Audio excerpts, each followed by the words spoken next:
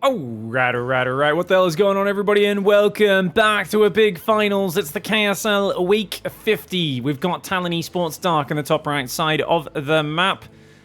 On Post Youth. In the bottom left, BYUN for Shopify Rebellion. BYUN going to be going for a command center first. No surprise. My first instincts when I first saw this map were, hey, you get a gold base inside your main. Of course you're going to go command center first. And I was kind of surprised to see it just not happening that much. Not a lot of Nexus first, not a lot of Command Center first. But it's cool to see that BYUN has now decided, no. This is the way to do it, mate. And I think it makes sense because Zerg is rarely going to expand to the front. That base is quite far down this ramp. And even though this gold base is very attractive against, say, Protoss, against Terran, man, taking that base is hard. Tanks get up here behind the sight blocker on the ledge. There's marine tanks spread around these corners. It's really hard as a Zerg to defend this gold base, and it does seem like a trap. Now, interestingly, a lot of Terrans expand to the right side, and they kind of push straight through the middle of the map. But I wouldn't be surprised to see some Terrans begin taking this third on the left, and then this gold base as their fourth. Or maybe even very riskily trying to get that gold base up as a third base at some point, depending on how this game gets played. Anyways, Dark, of course, is a bit of a cheeky bugger. He's a messy player. He's a player who's always good at catching his opponents off guard. And I've always said that whatever Dark makes up for in, lack of refinement in terms of optimizing his early game, he more than makes up for with his ability to understand how to play the mind games of StarCraft. Dark understands how to catch his opponents off guard, how to sell them a story and do something completely different. Not only that, but he also has some of the best micro in the world, and he can survive situations that other players can't. He can fight back from behind. If you put Dark in a position where most players feel like they're dead and there's not much they can do, he feels very comfortable in those situations, much more comfortable than almost any other player in the world.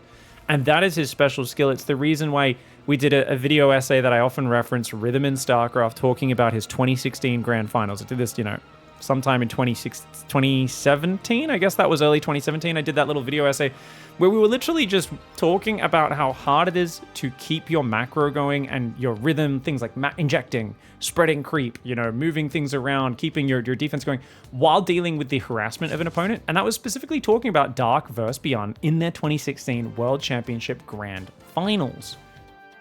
And that was a really interesting game for me, because it was when BYUN had Reapers that were way stronger than they are now. BYUN had tank evacs. For those who didn't know, you could pick up siege tanks while sieged. So you could drop a tank here, let it shoot, pick it up, drop it there, let it shoot. And you could kind of do this fighting retreat, which Zerg just could never catch up with. On the other hand, Zerg did have Ultralisks that had an extra armor. So once you got the Ultralisks out, they were almost immune to Marines. Marauders had their attacks split into two different attacks, which meant armor modifiers affected them twice. So Marauders weren't very good versus Ultras either. So it was kind of a different matchup back then, where if you made it to Ultras, there was a big power spike suddenly, but it was just, usually it was like 12, 13 minutes of just trying to survive to Ultras. And you might think 12, 13 minutes, well, that seems pretty slow to get Ultras out if you're rushing for it. Yeah, it's because the Terran had tank evacs and Reapers in your face for the entire first 10 minutes. It was non-stop onslaught, and it was very hard to survive. But Dark did such a good job bringing it back in that King Sejong game and making that such a competitive finals. And that just, for me, is a testament as to why this is always a good match. Because BYUN, he has good build orders, he has amazing micro, tempo, multi-prong aggression. But Dark's one of the few players who, when BYUN gets going and really gets in his element and starts just attacking in 3 or 4 places at once, Dark's one of the few Zergs who can keep up with that. Now, he's going for a second gas. His third base is up and mining pretty healthily. His fourth base and his fifth base are both on the way. And I like this call, guys. The gold base, that's a tentative gold base. What do I mean by that? I mean, if BYUN pushes really hard, he's willing to cancel this or lose the hatchery and just transfer the drones over to the left. But if BYUN doesn't punish him, hey, you get a gold base. You get to use this to launch your creep further forward. And that can be very effective. Double Evo Chambers on the way for Dark. Queen's coming forward as well. I used to play Terran, and of course I was really bad, but Terran versus Zerg felt unplayable back in those times. Those 8 armor ultras were unbeatable. It was a very bad matchup, I would say, in terms of overall balance, because it felt unwinnable as Zerg. Like you were just barely hanging on for dear life for most of the game. It did not feel fair as the Zerg. But once your ultras came out, it felt so unfair for the Terran. So it was kind of like a mixed bag. It was like, hey, you better have 10 Liberators out by the time those ultras hit the field, man, because otherwise they're going to ignore everything else. So it was it was too extremely strong for Terran in the early stages and too extremely strong for Zerg once Ultras came out. It was a poorly balanced matchup in terms of the range that it allowed. Even though you could argue it was evenly balanced in terms of win rates. Starport's coming out now. Now, this has been a pretty slow build-up for BYUN, but you got to realize, guys, he's got that pushing third. That gives you such an easy push towards that gold base. Combat shield's coming in. His 1-1's done. His armory's a little slow, so his 2-2's not that quick. He's only got 17 Marines, but I mean, to be fair, it's only 16 minutes. He's got 60 workers, fully saturated 3 bases. I think he's going to start pushing this right side, and I would not be surprised to see him build a 4th base behind it. Probably not on location, because that's such an obvious run-by angle. You can see he's got this spotting depot, specifically because he knows Lings are going to loop around the left and try to cut off his route that's reinforcing. 6th and 7th hatcheries are going down. Dark is playing Mass Mineral Star, guys. 1, 2, 3 gases. The 4th one's not mining. He's only mining 3 gas right now. My God. Dark is playing mass Zergling. Guys, his mineral income is going to be about 4,000 a minute. He's going to have so much Ling Bane. He's not going to have that many Banelings, to be fair. Almost pure Zergling. Some Banelings. If BYUN can focus the Banes down and get the correct fights with the upgrade advantages, this could be big. He's going to move down that left side. Double Medivacs coming as well. A Zergling runs in for the counterattack. We've got tanks building, but they've only just started. There's no tanks or mines out just yet. Oh, he doesn't focus the Banelings very quickly. Does lose a few of those Marines that could not fit inside, but saves 16 of them. Boost to the top left. Queens, Lings, and Banes are there. There's only 5 Queens. Guys, he's played 5 Queens. Dark has done the old school Sue build order. For those who don't know, Sue used to have this build order 2019, circa 2019. Basically, skimp on the Queens, stay very mineral heavy, and make the silliest amount of Ling Bane you've ever seen. And the thing is, BYUN has to be very careful, because if he gets surrounded once, Dark's going to just be too far ahead, because he's already got his infestation on the way. His upgrades aren't that far behind. 1-1 finishes. He does need to start 2-2. He starts +2 melee. Doesn't have the money for Carapace. That's the problem here with the infestation pit being so early and not mining that 4th gas. He's gone for his infestation pit a bit too fast. The Carapace is so important. He just morphs 5 more Banelings. Dark needs more gas. Look at the way he's building spores and queens, because he knows, okay, I don't have a lot of anti-air. I need to deal with this as best I can. His 7th base does get cancelled in the top left. Not a big deal for either side, but it's nice to see BYUN get a little bit of value. Marines on this left side trying to come in. Whoa, he's got to pick up. And he does save most of those Marines. Does lose a few of them. Enough space for 1 more Marine inside, but it doesn't get out. +2 Carapace not starting is huge, guys. Yeah, he's going Hive. Oh, Dark. I feel like he should have good position, but he's got a respread creep as well. One of the biggest things here is maintaining map control when you have almost no anti-air. He's gone up to 7 Queens now, so he has added a little bit of depth to his mobility, his injects, and his anti-air.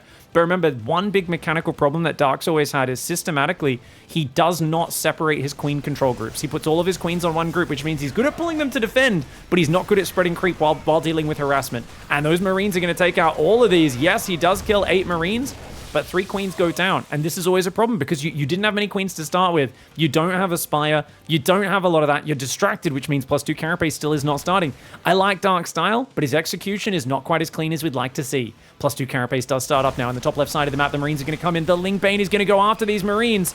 2 tanks and 3 more barracks building at a time. BYUN's 4th command center is landing. His 5th command center is on the way. So guys, he's going 8 racks, 2 factory siege tank. Not a bad style. However, he does not have the tech labs up yet. He doesn't have the 3-3. 2-2 will be finishing for Zerg in the near future. This game's going to slow down a little bit, and I don't mind that for BYUN. I think if you get swarmed by 200 Zerglings and 30 Banelings, you lose this game, and it looks very sad. This is the thing. This sort of mineral-heavy style Dark's playing, I will tell you guys, if you play this at low levels, and when I say low, I mean anything below high GM, it's almost unfair how easily you win versus standard Terran players with this. If the Terran's like an autopilot Terran, 90% of them, you win so many games with this. It's only the very high-level guys like BYUN who recognize what they're up against and go, oh, I'm going to turtle. Because if I get surrounded by these Zerglings, I'm dead. Like, he understands how dangerous this style is, and that's why he's in such a defensive stance. If he moves on the map with a push like you normally would as Terran by this point, you're going to be regretting it very quickly. 3 tanks at a time. Triple factory tank! Well, that's just asking for it, guys. Dark should go Spire. Vipers would be nice as an in-between. He's still really low on gas, though. Dark has 4,000 minerals in the bank. He desperately wants to trade. I just don't know if he's going to be able to, man. He's got +3 melee on the way, +2 Carapace is in there. It's 2-1 for him, up against 2-2 for the Terran. The Marines are going to come from the left side. There's not that many Marines, though. Oh my god, he needs more Marines. There's no Widow Mines in here. The tanks are doing pretty well, though. Oh my lord, okay. Never mind, that's a pretty good fight, guys. 2-1 units lost efficiency there. The choke point was brutal. Dark attacking all from one side. And look at these tanks on this ledge. Even if he came from the left, those tanks would have been shelling them from the high ground. I love this patrol path, guys. Think about this from Dark's point of view. A lot of the time, it's the movement on the minimap that triggers your attention. So, because you can see, oh, it's not moving, but then you'll see movement, you'll go, oh, he's dropping it. But by setting this on a patrol path, BYUN says, look, now you don't get the trigger of the movement because they're always moving. So you're not going to have that easy tell that, hey, I'm unloading now, right? Which we you know, that's why that's such a clever little move there. The little patrol, these details in StarCraft add up, making things difficult for his opponent. In the bottom right side, those Marines are going to move away. We've got a command center trying to build in the middle. Nice. Oh, careful. Command center does get focused down there. Now up in the top left, it looks like some of the Marines picked up, not all of them. And let's go back to that production tab. Ultra Cavern's on the way. He definitely needs to go Spire. Guys, Dark here, this is something that I do think Dark should have realized by now. This is mass siege tank, and it's hard countered by Broodlords. But unfortunately, he's not realizing that. This is one of the things you got to adapt as a Zerg. If your opponent goes super heavy tank and you refuse to make Broods, it's one of the best styles in StarCraft. The problem is if you commit to 10 plus Broodlords, or siege tanks, sorry, and then they do go Broodlords, it's kind of awkward. Which is why a lot of Terrans like to get some tanks for safety and then kind of transition into like more Thors, Ghost, Vikings, all that stuff. We can see now the Ghosts and the Vikings coming out because, well, BYUN realizes what's the weakness of this style. Specifically what we just talked about. Parasitic Bomb, not going to quite kill that medevac. Queens are there, but he's going to hide in the dead space. Now, BYUN is up to 5 orbitals, 1 planetary. He really wants to build a lot more command centers. And this is going to come down to an endgame battle, which means this base on the left and this base on the right are integral. Whoever mines those bases will most likely win the game. Parasitic Bombs do go out there, and that's going to be cleaning these up. The Viper's getting some fantastic value. 9 Overlords, guys. He's going to go for a mass ling drop in the main. Brilliant play. Might be able to get the engineering bays and the armories. Yes, 3-3's done, but getting rid of building armor and the like would be massive, not to mention the +2 vehicle weapons. If you can get rid of all the mech upgrades, it really weakens the Thor transition. They always have to build Thors to deal with Broodlords eventually. So being able to kind of shut that down would be fantastic. He's getting ready for a big attack on the left. Blowing up these building command centers would be good. But notice there's no SCVs on this base. It's just tanks, Marauders up front, Ghosts in the back. Beautiful setup for BYUN. And here we go. Oh, he sees the drop in the bottom right, though. He scanned it, though. He does scan that drop. We've got Ghosts and Vikings moving up there, which should be able to defend it, especially if he just pulls his SCVs away. This is not going to go too well for Dark. Dark does blow up the planetary on the left side, as well as those 2 building command centers. He's going to lose a lot of Banelings to the high ground attacks, though. He's got to turn around and run away. Gets a few SCVs here. He's going to try and run some Zerglings into the main. No burrow for Dark, unfortunately, as BYUN scrambles to defend. Who is winning this game? Well, Units Lost tab says it's BYUN, but if Dark can start mining these forward bases, especially if he could squeeze a hatchery down here, maybe not, that's too dangerous, but I think if he can mine this base out, transfer 20 workers there, transfer 20 workers here, he can do well. Unfortunately, as you guys can see, Dark has really been slow to move his workers forward. He's got 79 workers. He's got plenty there, plenty on this gold base as well. He's going to need to keep moving them forward because he's had such a big mineral bank, but you can tell his saturation is very chaotic in this game. It's not super duper organized. Oh, hello. That's going to be a nice cancel. The longer you delay these middle bases as BYUN, remember, as BYUN, you're more efficient. You take longer to get to the middle of the map. Double Spire goes down exceptionally late for Dark. I do feel like Dark has been a little bit lazy in terms of his transition timings. And he's giving BYUN more time to get to the late game than he really should be allowing. Now, killing those extra command centers was huge. There's only 6 orbitals. BYUN is not at like 9 or 10 orbitals because he's lost, I think, 3 command centers. 2 that we're building. A planetary, plus 1 or 2 that he cancelled as well. That slowed him down. Planetary with tanks and turrets behind it. That's bloody scary to engage into, that is. I imagine we're going to see a planetary over here. In between these 2 bases would probably be a pretty good idea. Plus 3 vehicle weapons, plus 1 vehicle platings on the way. He's putting some turrets down the bottom as well. 17 tanks, 10 Marauders, 15 Marines, 11 Ghosts, and 2 Vikings. This is still incredibly weak to Broodlords, guys. Incredibly weak to Broodlords. I always say if they have more than 10 tanks, Broodlords are sick. 11 Ghosts are not going to protect you. As long as Dark builds a few Infestors to gather some fungal energy, he can protect his Broodlords from Ghosts with Infestor Micro, and a Broodlord swap would be exceptional. 1-1 air upgrades are on the way. No sign of a Great Aspire, though. He's just going for the upgrades. Dark is chilling. Dark is really not making any plays right now. He's basically saying, that's fine, we're going to play the slow game. That usually doesn't bode well because, I mean, we've seen Dark in his grand finals versus Maru over the last few years. He doesn't really have an end game to speak of. Dark's very good at early late game, mid late game, just finding his opponent out of position, busting in and overwhelming. He somehow always barely beats Cure in the end game. But if he's up against Maru, he can never do it. Now, to be fair, BYUN is not Maru when it comes to endgame. Maru is so much better than every other Terran in the world at the endgame that it's not a fair comparison to make. But I will give BYUN props. BYUN used to be a very poor late game player because he just refused to play late game. He always tried to kill his opponent in the mid game. Dude, he's worked so hard on it. He's become such a well-rounded Terran, and he's actually quite good. There are a few moments where he will play a perfect slow late game, and then he'll just grab his army, shove on creep, and throw the game. And you'll go, like, you know, why set up for 30 minutes just to throw the game away? But those have become less and less over the last few years. I feel like those games are so rare. I think of that game on Data C, maybe 2.5 years ago where he did that. He was like winning this game against Dark, and then he just shoved into a choke point with his whole army and just got it chain fungled, banelinged, and broodlorded to death. And like at any point he could have turned around and pulled back, and he just refused to. And I was like, okay, that's the old impatient BYUN. That's the BYUN that just wants to be clicking on things the whole game, you know? I think of him like a hyperactive FPS player. He's just, I just want to click on the heads. I want to click on the heads, you know? I think he's more patient these days. BYUN's gotten older. He's kind of learned to adapt to slightly different scenarios.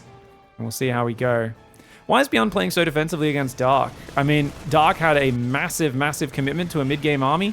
This is how you play it as Terran. You just play efficiently in the long game. That being said, dude, oh, he takes some nasty losses on the left. Luckily, Cloak's there. There's no Overseer. Planetary is going to absorb so many hits. Can he repair it in time? Can he repair it? Yes, he can. Parasitic bombs do defend the drops in the bottom right. Repair! Oh, that SCV barely gets to the Planetary. It's down to like 15 hit points. But he is trading 7,000 resources more efficiently. So as BYUN, as long as you don't let Dark mine from this base, you're going to mine your half of the map. He's going to mine his half, and you as Terran are more efficient. So if Zerg can't take bases from you, they're kind of screwed. Now, he does not need to deny this base. This is BYUN just looking for extra value. He does not need to do this, but he's just kind of saying, hey, I want to see if I can get a bonus here. Unlikely he gets this Planetary finished. 3 Thors are building Blue Flame, Advanced Ballistics, Transformation Servos. So servos allow you to transform your units very quickly, guys. Transform between combat modes. He does need to get his +2 vehicle plating. That's a very important upgrade for being tough on the Thor against Lings, Banes, and Broodlings. So that's the one thing. If he forgets that all game, that can absolutely lose you because you're up against Massling, Bane, likely Broodlords at some point as well. That's what you got to really pay attention to as a player. Yeah, this is the right way to play. If the Zerg is a bit ahead of you on like Massling, Bane's scary mid-game army, attacking into that is how you lose the game. The way you make comebacks and the way you kind of optimize your chances of winning is you just play it slow, play it calm. That's exactly what BYUN is doing right now. Massling, Bane's going to go to that bottom right side, but the Ghosts have already pulled back. You don't want to really land an orbital down here until you've got time to build planetaries there. So as long as BYUN doesn't make the mistake of moving too many units in that direction, he should be good. These tanks covering the middle. This makes this map really claustrophobic because now you've lost middle control. You have to go around all the way back here if you want to rotate from the left to the right. And that just slows down your rotation so very much. Now, Link Bane will be able to take out this Planetary. It'll probably do it reasonably cost efficiently as well. I mean, it does kill still like 35 Zerglings or something, 31. 35. Guys, how many Zerglings does a Planetary need to kill to be cost efficient? If someone could do those numbers. It killed 38 Zerglings. Each Zergling's 25 minerals. If we just count mineral and gas as the same cost, a Planetary is 700 resources, which means you need to kill 28 Zerglings. Oh yeah, that was cost efficient. That was cost efficient, right? It was actually, yeah. Ducks do go in, the tanks go down. Wow, nice of Ducks. I like it. I do like those moves. Gets a few tanks. If you kill the sensor tower, that would be great. Now, to be fair, there's so many tanks. I think you just move a few of these tanks forward as BYUN, and you're perfectly fine. This right side's very vulnerable to being busted right now. Oh my god, what? He remaxed on Mutas against Ghost Turret Thor. Oh, okay, guys, there's Desperation, and then there's whatever Dark just did. I did not, what the hell? It's a 2, oh my god, there's like mass snipes and turrets. Okay, guys, there's Clutching at Straws, and then there's Clutching at Straws, and Dark is doing the latter. This man is clutching at more. This guy just, you guys, you know, you see those people who run into McDonald's, they don't even buy anything, they run up to the straw dispenser, and they start smacking that little bit of metal at the bottom to make the straws pop out, and they're like, whoa, and they take like 10 straws and run away like they just got away with some sort of actual valuable goods rather than a turtle strangler. Anyways, Mutas are going to move to that right side. They do take out a few turrets, but it's not really very cost efficient. Yes, they create some movement. I don't know if Mutas is the play on this map, man. 33 Mutalisks. This is reminding me, do you guys remember Raynor on, he canceled his nuke, by the way, because he knew his own army was moving in. He should scan for those drones. Scan for these drones, it'd be huge. Raynor did this on Neo Humanity S one time. Ooh, Mutas get a few tanks, guys. If he actually is cost efficient with this is going to be crazy. He's down 9,000 resources. We'll check in on those numbers in a little bit. There's just so many turrets right now, man. They got high-sec auto-tracking. They're doing so much damage. Ghosts are getting picked off, crazily enough. He's actually breaking through right now. Oh my god, he's getting a lot of tanks. These ghosts are getting gunned down. The Thors aren't here. He should be using Medivacs to ferry those Thors around, but they're not there. Dude, is this actually working? Is Dark gonna, like, ow, ow. They call that a caster curse. To be fair, units lost tab staying about even, right? It's about 24,000 against 32.5. Yeah. Dude, that's actually slightly closer. Oh, all things considered, those 30 Mutalisks did die, but he killed like a ton of tanks, turrets, and whatnot. Now, you could argue, it depends if gas is more important. If gas is more important for Zerg, obviously this is very wasteful because every Muta is 100 gas, and missile turret minerals are not that valuable for the Terran. Oh, no, Dark's not going to get the planetary. Oh, that's a 33 kill planetary that survives. That is really bad for Dark. I mean, he's got a lot of money. He can do those sort of moves a few more times, but he's got to find a way to bust one of these sides. He has to clear one of these, this far right or far left, and start stealing the resources on that side. Scans are seeing mass Banelings coming in. He needs to leave his tanks and Thors spread around this. We've got so many Banelings coming out right now. That hatchery does get cancelled in the bottom right side. Muta's trying to take out this planetary. The planetary, it's taking a lot of damage, but so are those Mutalisks. These ghosts coming forward, looking for the snipes as well. Dude, 6 Ultras are being built. Ultras very good at dying to Ghosts and Liberators. That's the main thing they do. Vipers run in. The Vipers barely survive. The Banelings do take out the planetary, but they're not going to be able to kill all the SCVs as he is busy microing elsewhere. The SCVs hide behind the mineral line and do survive. Mutalisks coming in that right side. We've got 14 Mutalisks. Not enough to kill orbitals very quickly, but if the Banelings can jump on top, maybe. Snipes try to come down. The Mutalisks pull out of there. Only one Overseer left. A few Overseers do go down. Overseers and Banelings getting popped by the snipes. Oh, the Thors chased Dark, catching BYUN with his pants down. BYUN was not watching. He ran a bunch of Thors forward off creep, gets them surrounded by Ultras, and the Ultras finding the area where the Ghosts and Liberators are not. I said they were going to just be good at dying a Ghost Lib. Well, apparently if you fight where the Ghosts and Liberators are not, you can still find value. Ultras jumping on top of the Thors. The Libs, though, start to clean those Ultras up pretty hard. The Thors are going down. There's only one Ultra left. The Mutas all got wrecked, though. The Mutas flying into the turrets there and just committing was really bad. 25 more Mutas are building. Ultra's doing what it can. Dark has a crazy bank. Can he find value with it? Cleaning up buildings on the left side with the Ling Ultra. That Ultra goes down as well. If BYUN is able to mine this right side, then that is a big problem. Dark cannot mine this base. This base is mostly mined out. This next Remax, though, is vital. Yes, BYUN is down on bank. BYUN has been 13,000 resources more efficient, though. He's got 19 ghosts. He doesn't have any Thors. Guys, he doesn't have any Thors. Oh me, oh my. The next Remax of Mutas here could come down and kill this orbital real easily. Real easily. What do we got here? Just planetaries and Hellbats? Planetaries and Hellbats ain't going to be enough to defend because there's Banelings coming in from behind. Once those Banelings connect... Oh, the tanks do manage to distract. The tank ghost here. The Banelings not quite able to kill those. And with the repair, it looks like one Ultra does go down. Top left side, though. Muta's going to fly in one more time. The Mules, the mass Mules got dropped there. They are not going to last for very long. Those 8-range turrets doing a fantastic job of zoning the Mutas, but... Liberators, that's not enough to kill them. That's not enough Liberators on their own to fight that many Mutalisks. Yes, they are plus... Oh, they're only +1 Libs as well. Only +1 ship weapons, +2 vehicle weapons. BYUN did not finish getting those armory upgrades that we talked about earlier. And he's now way behind in terms of the bank. This is actually an exceptional play for Dark. I hated on it because Mutalisks technically are bad against Ghosts, Thors, and turrets. But dude, just mobility is what he needed. And he had such a big bank, he knew he could afford to have a few inefficient moments as long as he finds a way to crack open BYUN's defensive setup. And that's exactly what he did here. Tanks, Ghosts, and Marauder held that on the left side. Banelings trying to roll in. Here come those Mutalisks. Oh man, those Ghosts get ravaged. They die so quickly. He just goes after the Ghosts. Now there's more Ghosts and Libs coming in. The Libs are going to do a bit of splash damage, but they're going down pretty quickly. They are going down pretty quickly. Oh, the Mutalisks start to take some damage though, and he can't stand his ground as the rest of the Ghosts come over. How many Mutalisks has he lost this game? 60 Mutalisks. Dark, you absolute savage. 60 Mutas, down 14,000 resources in the units lost. Now, BYUN still has a lot of resources he can mine from his side of the map, but losing orbitals won't help. Youch! Lets an orbital die there. He's still got 8 more where that came from. These Ultras running in and dying on that right side of the map, not doing anything. And these drones trying to hide in the top left. Dark will lose this top left base as well. Income for both sides starting to drop pretty drastically down to the 2,000 resources a minute mark. Mass Mule on the left, of course, for BYUN will keep his income very high.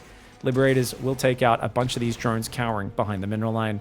Ghosts in the open. He's got to be... Oh, my God. Oh, my God. Oh, my God. This could be huge for Dark. The Mutalisks engaging on top of the Ghosts. Oh, man. He doesn't have any Banelings or anything, though. He does kill a lot of Ghosts. Loses an Ultra. Loses a bunch of Zerglings and Mutalisks. The Libs, though. The Libs, guys. They may only have +1 ship weapons. That's their biggest weakness right now. Because it is +3 armor on these Mutalisks. They're not going to take nearly as much damage as they should. But the splash damage is still pretty big. The splash damage is pretty big. But on their own, is it enough? It's not enough. BYUN goes too deep. Yes, he kills some Mutalisks, but most of them survive. BYUN got way too eager there. And I think he screwed it up. I think that was he just did not need to counterattack. BYUN just needs to turtle and survive, but this is the same thing that happens with BYUN and Clem. When the action gets going, it doesn't matter how many years you spend practicing your macro and trying to pretend you're Maru, you're not Maru. And when the game gets intense, your instincts kick in and you always attack. And Clem and BYUN cannot resist that urge. They've never been able to. Even when everything strategically in the game says you need to just turtle, defend, and survive, they will always, the moment their adrenaline starts pumping, BYUN and Clem are such aggressive players in their heart of hearts, they cannot resist charging. You know, they truly are the barbarians that the quote-unquote civilized societies would basically, not even, no, better analogy, Ramsey Bolton, right? Just being like, hey, I got your little brother out here in the field. You want to be a dum-dum? You want to charge out here? Yeah. We're thinking, like, that's essentially what you can always do against a BYUN or a Clem-style player is you can bait them into a really bad engagement. And that's kind of what BYUN did with that Lib chase. To be fair, he's been so efficient this game, it might not matter. He's only down to 12,000 resources. Lings and Ultras coming forward. Watch out for the Mutas. Oh, Lings on the left aren't going to find anything, but the Mutas on the right will get a tank. It's still just mass Mutalisks, guys. 13 more Mutalisks coming. Dark's bank is almost exhausted. I can't imagine Dark would win with this Mutalisk setup. I mean, because he's lost 80 Mutalisks. On the other hand, it's Dark, and of course he's going to win from here. The moment he manages to spend his bank, he's got 9 lava. I don't think all of his hatcheries are control grouped right now. He's just, I don't know. It's like, if it was anyone else, I'd be saying terrible spot for the Zerg. Because all BYUN needs to do is survive. He's got these minerals he'll eventually be able to steal. He's got plenty of minerals to still mine on these 2 edge bases that allow him to remax and then some. There's no way for Dark to be efficient with a mutiling Bane army this late in the game. And those are the standard analyses. But then I remember that we are looking at the most clutch player in the game in a situation where both players are very unfamiliar with who's ahead, who's behind. What do I focus on here? What's the most important thing? +2 ship weapons, finishing, +3 vehicle plating about to come in. BYUN finally remembered those upgrades. Bit of a travesty that he forgot those as long as he did. And look at the way the Mutalisk can clump up and take out these turrets without really ever dying. Okay, as he flies into those 4 turrets at the bottom, he does lose a few Mutalisks. But still, it's actually not bad trading, and it opens up these avenues for future pushes. You don't want to counterattack here, BYUN. Yeah, turtle, bro. I'm like, don't go down there, bro. But look at how he's spread so thin, defending the bottom right and the top left. Top left army is not down there. Hellbat sees him moving, though. He needs to bring his army to the bottom right. He saw the army rotating. He needs to bring his army in that direction right now. Snipes could go down. The Mutalisk movement's been fantastic. He finds the Ghost Rally. Does take out 1 Ghost, 2 Ghosts go down. The Libs are going to chase those Mutalisks back. The Lingbane Ultra's ready to pounce on that bottom right base, and I think they'll be able to take it out. He's on the production, which is fantastic. He gets a reactor there. The Libs on their own won't be able to take this. Mutalisk's gunning down missile turrets. Those Banelings I was talking about, guys. He takes out the Orbital. That's not necessarily the best trade of those Banelings. Killing the base is good, but oh, now the Lings are getting ravaged by the Hellbat Ghost. Ghost Hellbat counterattack in the top left. BYUN not willing to sit back and defend. He says, counterattacking is my namesake. I am an attacking man. But dude, that Thor Liberated Splash just slayed the Mutas. The Ling Ultra in the bottom right goes down. And in the top left, BYUN wins that fight as well. The Mutalisk commitment there, just especially as those upgrades had kicked in, the Liberated Splash, the Thor that had come out, the couple of Ghosts, so many Mutalisks died. Drones pulling away Hellbat in the top left side right now as well. Units going in the bottom right side. We've got the Hellbats, we've got the Ghosts, we've got the tanks. And yeah, that's going to be an issue. No spoilers, please. I'm still hyped for the last season of Game of Thrones. Oh, whoops, guys. Oh, no. But just so you guys know, they have cell phones, and whenever John gets in trouble, he's just going to call up Danny. He's going to be like, Aunt Danny, can you Can you pick me up on your dinosaur? She's like, fine, I'll be right there. And then that just happens. Also, teleporting happens. Also, distance doesn't exist. Apparently, Hollywood showrunners don't understand how, you know, reality works. Anyways, ancient references aside, as I'm currently reading through those books, dude, this game has been epic. This is the last Remax at Dark. He's got to get it done. He's got to get it done. That orbital's going to go down. Good snipe. Get in, get out. Oh, he doesn't want to commit. And that's smart. If he loses his army, he's dead, guys. Lings on the left. Ling's going to take out at least a few tanks. Oh, bit of friendly fire from those tanks. More Lings coming in. Dude, he's getting it. He's getting the tanks. If he breaks the tanks, he can clear the SCVs on the left side and clear the gas mining. BYUN's very low on gas mining right now and minerals. Oh, he's going to catch the Thors, but no, there's too many ghosts behind it. You do not want to get mass sniped by those ghosts. We are on mass Ling Bane Muta, 30 Mutalisks right now. 2 hatcheries trying to build, 1 there and 1 there. There's plenty of minerals to mine. If Dark had mined those minerals earlier in this game, I know I always talk about this a lot over the last years, but you remember, guys, Dark had full map control for about 7 minutes where he wasn't mining from this map, this base, all the bottom right. Oh, he's going to ambush the Thors, but the Banelings aren't quite on top of the Ghosts just yet. I think the Ghosts, they get some snipes off. They do spread a little bit slow, though. The Ghosts were a little bit slow on the spread. I think BYUN stayed trying to get the snipes off a bit too clumped. Oh my god, did Dark just do it? Liberated Bioghost Hellbat in the bottom right side, though. There's no minerals there. There's just the minerals down here. It all depends how much mining is left for BYUN. Because we know Dark's going to fully mine that base in the top left. This base is being denied, but it's this base mining. BYUN doesn't have that. BYUN needs to get back. BYUN needs to get back. He needs to get back. His orbitals are going down. He loses one. He's about to lose another one. 2 orbitals going down. BYUN cannot win this game by attacking. He has to push back to the top left. He cannot push the right side to win this game. Hellbats and Ghosts trying to pop out of the production. Oh man, the Lings are coming in. There's not many Overseers left, guys. Only 4 Overseers. Cloak Ghosts are kind of a problem to deal with here. Mutas are going to go after that orbital in the top left. Dark is still in this game. He's in it to win it. 9 Libs, more than a match for 13 Mutalisks. The question is, can the Hellbat Ghost on the ground deal with the Zerglings? And the answer, I gotta say, unless Banelings are connecting with them, is 100% yes. He's gonna siege a few Libs.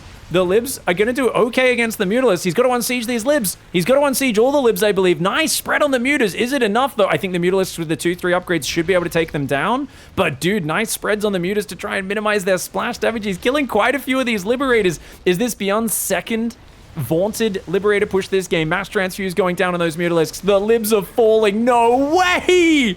Oh, BYUN overcommits. He overcommits with his Liberators for the second time in this game. When, as long as he mined this base and defended here, he actually didn't need to push that, did he? And if he was going to push, I kind of wish he pushed with everything together. But now all he's got is a few Ghosts that shoot up, a ton of Hellbats, which wrecks the Zerglings. But man, the problem is his production is so far split from his economy. And that's why he knew if he denied this base, he wins the game, right? Oh, but it was just slightly misjudged. I thought he could have done it. I think if he only sieged 1 Lib, maybe. But he only needed 1 Lib to deal with the Queens. He didn't need 2 or 3, which I think he sieged up 3. Changeling's coming in for the scout. Dark is somehow resurrecting himself from the grave. He's only down 12,000 resources in the units lost. Like I said, yeah, that I say only. When you've lost this many resources, that's not a big advantage for BYUN. That shows that BYUN has kind of had his positioning broken through. And whenever you crack this shell of the Terran, it's like tearing off that one dragon scale and then getting into that soft underbelly. And once you get into the soft underbelly, it's just a big, fat, soft lizard like anything else. And that's kind of the way Terran works, where cracking that first scale can be hard, but once you crack through the defenses, look at all the value you can get with your mobility, because Terran needs to fight all clumped up and together. And that's easier said than done. Ghost Hellbat's kind of weird, man. The Hellbats wreck the Lings, but the Banelings are so good if they can get on top of the Ghosts and Hellbats.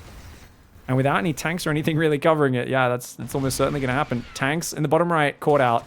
Huge catch here for Dark. Lings are going to take out both tanks and a bunch of workers on these bases. And he's going to swing the rest of his army around into the production at the same time. His whole army's going down the left side into the production. He's finding the rally. Very nice moves. Oh, really good move. Command Center is going to burn down in that bottom right side as well. 1 Command Center goes down.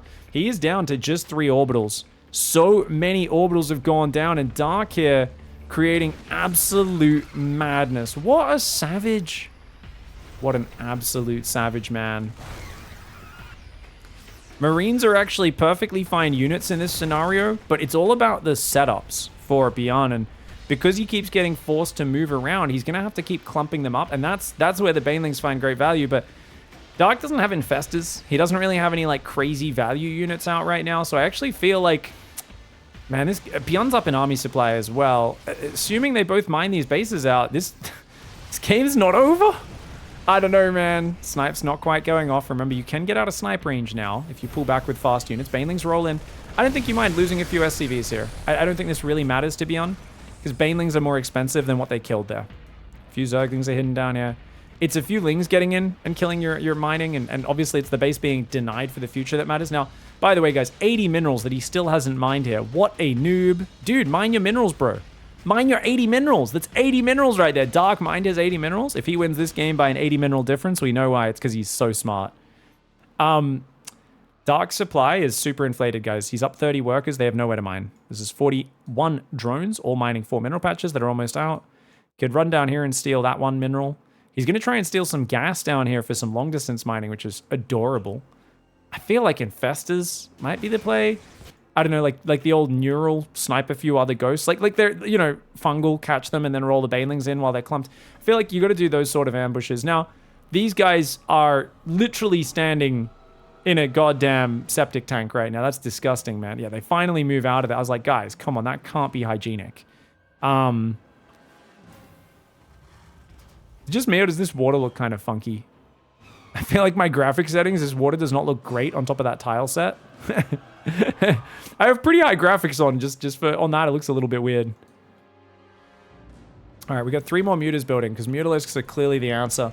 134 mutalisks have died this game, 13 ultras, 1,035 zerglings. The baneling counter is never accurate, because it only shows banelings that got shot down, not ones that detonated themselves. 8 Thors, 109 SCVs, 34 Libs, 34 tanks, 9 Marauders, 104 Marines, 50 Ghosts, 7 Orbitals, 22 Hellbats, and 4 Vikings. It has been a slaughterhouse, this game. It's been wild. I think the Thors, having 1 or 2 Thors is good. There's an argument that you should only ever have 1 in splash damage mode. The rest should just be in like the high impact payload because it allows them to actually just have very high range and zoning and consistent damage against the mutalisks. Empty Dropper Lord comes in, gets sniped. A few more Dropper Lords behind it. Just using those to scout. Now, as Dark, you don't need to keep attacking here. He's still got 110 minerals there that he could use. Oh, I like the Burrowed Banelings. Burrowed Banelings there. Very nice. No Burrowed Banelings on the right side. I wouldn't mind him trying to get some here. So, still building just more mutas, more lings, more banes is kind of crazy. Oh, Snipe tries to go down. Muta immediately pulls back. Yeah, he's moving the banelings forward on that left. I like it. I like it. Spreading creep's also something that's really big in these scenarios. You've got 2 queens. Really should be spreading creep on that right side. The more creep you can get, just the more vision, the more mobility. And Ling Bane especially is so much more powerful on creep. Now, BYUN is just look at a max and say, I just want an army that kills this army. Now, I think there's an argument that Widow Mines could be mixed in because Widow Mines kind of smash Ling Bane. But he seems to be very set on just like, hey, I've got 3 Hellbats. They'll do well enough as long as they're pre-spread so they don't all die to Banelings. And that's pretty true. Infestor. Single Infestor's building. Yeah, I mean, he's got plenty of gas he can mine, right? BYUN did mine out these minerals, by the way, guys. He's still left this mineral patch. That's 200 minerals. That's a lot of minerals. It's 4 Marines or like a ghost in a bit. It makes a difference. These sort of games come down to every little scrap counting. So BYUN's going to mine his last 400, 800, 1,500 resources over there. So he's got 1,500 minerals left as BYUN. He's also mining a few thousand more gas. So he's going to have unlimited gas, but about 1,500 more minerals. Dark, on the other hand, has 200, 500, 600, about 800 minerals. Plus this 200 down here, or only 100, sorry, if he realizes that's still there. There's nothing left on the other bases that's been forgotten about, guys. Maybe some gas here or there, but I don't think the players care about that at this point. More infestors are building. That's got to be the primary unit at this point, surely. The lack of orbitals means BYUN can't push. This game might be a draw. So let me explain. BYUN cannot push because he doesn't have enough scans to clear all the creep, the burrowed banelings, all that sort of stuff. Did he find the burrowed banelings on the left, by the way, or did they just rejoin the army? Maybe they rejoined the army because he's decided to spread creep so much instead. He might have decided, you know what? Save the burrowed banelings until the creep gets cleared because there's too much chance of it getting spotted when he scans for the creep. It's the correct decision for BYUN to just not attack at all. And it's the correct decision for Dark to just spread creep and wait for him to attack. So if the correct decision for both players becomes just chill, it's going to be really hard for either player to like break the other one. See, turrets coming forward seems cute. What he actually should do is he should put his starport on the tech lab and build a Raven. If he doesn't build a Raven, I think it's going to be a big mistake for BYUN. In this sort of scenario, like, dude, you've only got like 1,000 minerals left or something. Build a couple Ravens. Auto turret value is great. Anti-armor missile value is great. Like, there's most importantly detection, of course, for burrowed infestors, burrowed banelings, and clearing creep. Going up to 4 infestors, 6 infestors with neural parasite. Yeah. Last mineral patch here getting mined. He still hasn't mined this mineral patch. This is something you gotta just look at the minimap and look for little patches. You're gonna notice though, because Dark has a creep tumor right next to it, if you look at his minimap, it's kind of hard to see that white dot, right? If you guys look on the left of the minimap, it's kind of partially obscured. Whereas when we're on everyone's camera, he shows up as red. It's like a bit easier to see this little dot on the minimap. Dark's like, hello. Just one of the boys, just hanging out with the boys here. Dark's like, are we drawing, bro? I'm imagining that's what he's saying. Sorry, guys. I'm not going to bother Google translating on my phone as we cast for this one. Because it always takes a little bit of time, and the translations are just absolutely wonk. Last time we had banter in the game, I believe Dark said triple mucous membrane lol is what the... Oh, no way! What? What? Did they agree to a draw? Did they agree to a draw? Okay, we're gonna quickly ask chat. Okay, I'm gonna pull out my phone there, guys. I'm pretty sure that is a draw right there. I think they basically said, hey, are you gonna attack? And they were like, no, you're not gonna attack at all. All right, we're gonna Google it. Okay, guys, so Dark says draw. BYUN says old. Thoughts? None. Dark says, I have no intention of going. I won't even go if you give me 1 million Korean won. BYUN says, draw. Fine, draw then. If you're not going to attack me, I'm not going to attack you. We better draw. That's sick. That's actually awesome. GG's. All right. Well, ladies and gentlemen, we're regaming. Dark is in the bottom left side of the map. Even 1 million Korean won would not make him attack into a losing position in that last game. He's going to be going for a 15 hatch, 15 pool. I think he went hatch gas pool last time around, I do believe. So this is a change up as far as I can tell. BYUN on the other side also changing it up, not going command center first. So that's interesting, guys. Barracks gas for BYUN. And it's going to be a extractor trick there to get up to 15 supply. Overlord on the way, and we should be seeing that spawning pool next, man. Remember when you asked Max what he ate, Pig, and he said bread? With like a question mark? He's like, oh, just bread.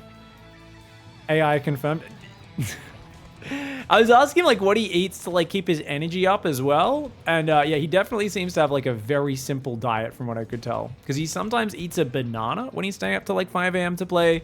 But other times he he's just like, oh, I just had bread, or I had 200 grams of oats or whatever. Like he just has like these, yeah, it's a very, clearly a very simple, very simple, probably not, I don't think, let's just say I don't think he likes his spicy food, you know? I'm thinking of most Australians in the 80s and the 90s when I was growing up probably would have appreciated his diet quite a lot.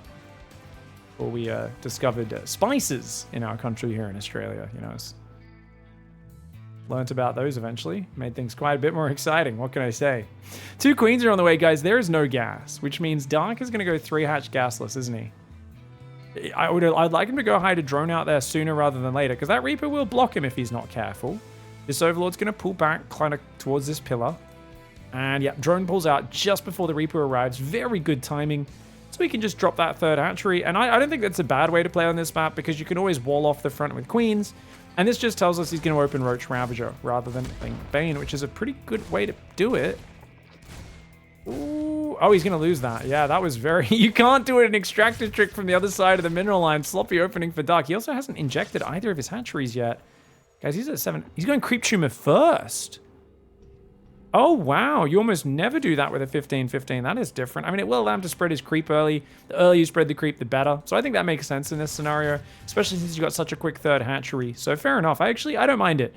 Just, I'm so used to 15-15 always being 4 queens, especially if you're gasless. But as always, Dark plays to the rhythm of his own, to the beat of his own drum, is the saying I was going for. Third command center is on the way, nice and quick. BYUN already planning to take that forward third, so he has the push path to deny the Zerg gold base. He will not let that gold base stand. Double reactor to Hellion production coming out. Gas finally starting at 320. Second gas as well. Yeah, Roach Warren's going to go down as well. There we go, 320. And this is somewhat predictable if you realize there's no gas. The question is, I think he had enough vision in the main. I'm pretty sure he knows there's no gas here. So I think BYUN's pretty confident in what he's playing against. The question is, how does he choose to counter that? He's going to go second barracks. So yeah, he's like 2 Hellions into 3 racks. That's a good way to do it. Don't waste time on Hellions unless you're really saying, I think I can catch his drones, which is of course a very big long shot because Dark can just run those drones away. Shield with the queens for now, and you'll have the roaches out in the near future as well. So BYUN's going to go to Marines, go to tanks, go to double upgrades. He's just going to, build up to the next stage of the game and look to take advantage there. Now, Dark will squeeze a very early 4th up on the gold. So he's like, hey, if you're not aggressive at all, I will get away with that gold base. 6 roaches are on the way. Now, roach pressure is pretty weak on this map. So I actually think going for 6, 7, 8 roaches is a massive overcommitment for Dark. I don't think he gets any value out of this because the Marines should be producing 5 at a time. Stim will be done. And if those roaches commit too hard, there could be like 16 Marines out by the time they get to the other side of the map. They could stim, kill the roaches, and the roaches really aren't going to get any value. Now, of course, it's not an all-in. Dark is making a lair. He's trying to drone bind it. Unsupply blocking himself for these overlords in the near future. Oh, hello. Okay, Roach is going to try and clean this up. We'll get rid of one of the Hellions. Only 1 Hellion and 1 Reaper, so they don't have a lot of lethality anymore. Dark is droning up behind this, but he's on even workers, so he kind of has pressure on him to do damage, and that's just not going to happen. As I said, 5 Marines building at a time. The Roaches are waddling their way over. By the time they get there, he might even have more than 16 Marines. He's already at 12. 3 more Marines building. So yeah, 15 Marines will be ready to wait for him, and continuing to push here as Dark would be utterly insane. That's a scouting Roach. Notice he realizes how dangerous this is. He just wanted to see, is it Starport? Were you building Banshees? Are you building battle cruisers? Or is it the standard Marines? Oh, he's going to scan. Wow. That is an odd decision there for Mr. BYUN. Just trying to prioritize keeping Dark in the dark. Dark Goose. That's the game you play when you're up against this guy. 12 more roaches being built, 55 drones against 47 workers. Great worker position for BYUN to be in. Dark needs roach speed desperately, but the thing is he wants his upgrades. So if he delays his 1-1 any longer, that's going to be huge because he's already been building like 20 roaches. Yeah, he's got a gold base, which is, I guess that makes up for it, right? Because he kind of has to overbuild roaches because he's defending such an exposed position. And now he starts +1 range. We should be seeing Carapace next up momentarily. He has enough minerals and gas for it. It's the more important of the upgrades, and it does begin now. That being said, BYUN's on a very similar worker count. He's actually ahead on minerals right now because of the mules making up for that gold mineral advantage. Tanks are building, medevacs as well, and he's going to boost in towards that main base. The creep spread's going to do a good job of slowing him down.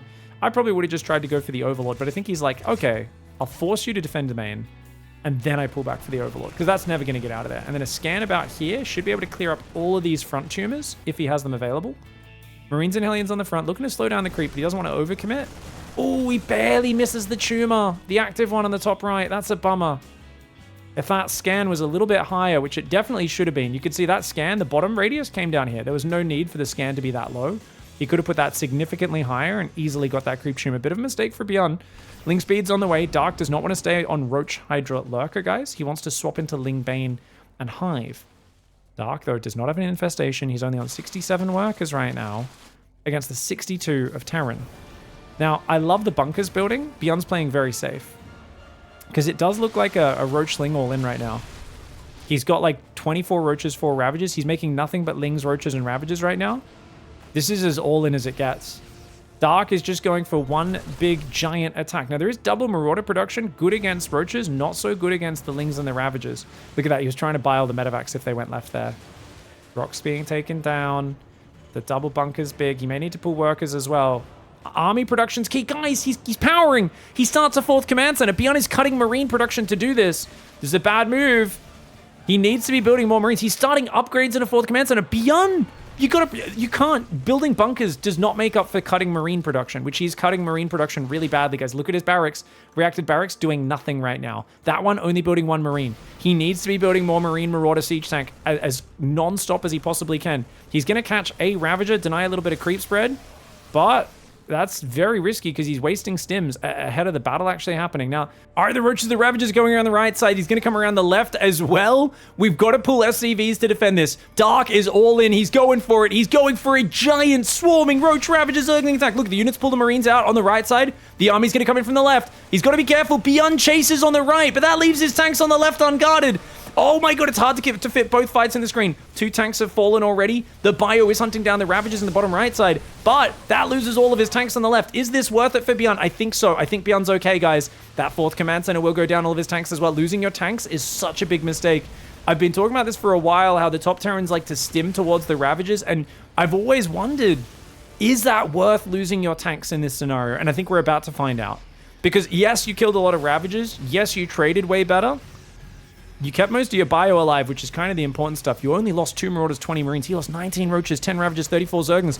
But now you've got to defend against the next wave. Oh, man. Those Biles are trying to space out, but he just stutter steps through it. He stutter steps right through. He can't fight too far away from his tanks and SCVs, though. He's losing a lot of Marines. Dude, BYUN's going too far. He has to pull the boys. He has to pull the boys to that low ground right now.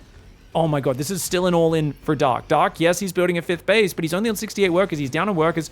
4th command center is being rebuilt. BYUN is down in supply right now. If his 2-2 finishes, that's going to help a lot. He needs more tanks. He's got 2 tanks on the low ground. They've got great coverage.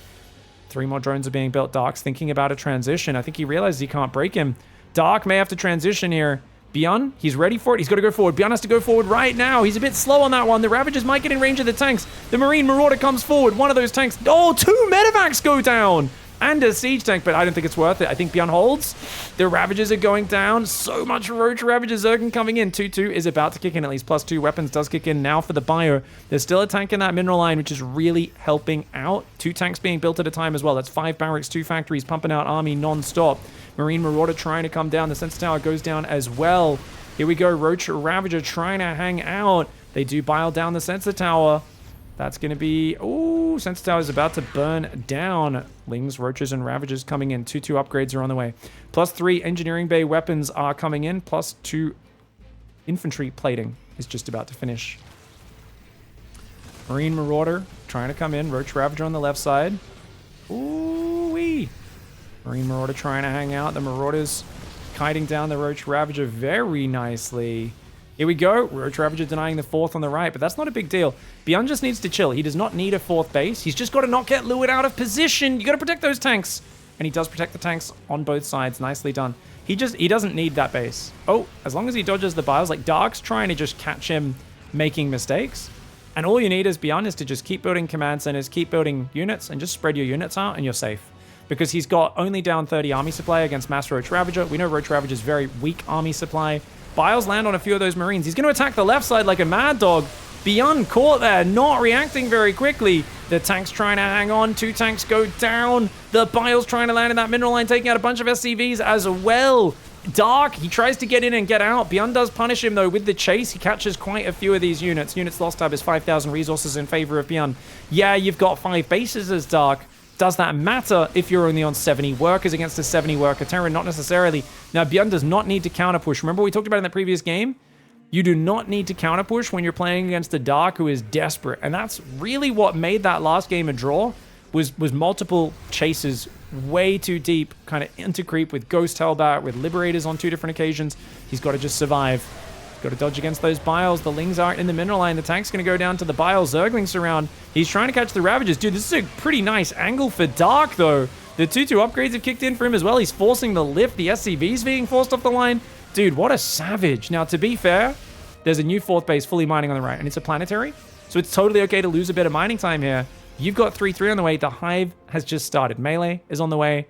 Bailey Nest, he's still spending all of his money on Mass Ravager. Guys, he's got over 20 Ravagers. He's at 16 with 5 more finishing. That is a North America of Ravagers. It's almost enough to one-shot an orbital. So you do have to be very careful. There's almost endless Biles, But as long as you've got tanks, you can just pull back, spread your units out, or try to push through like a crazy person. Good spreadies there. The medevacs are running low on juice, though.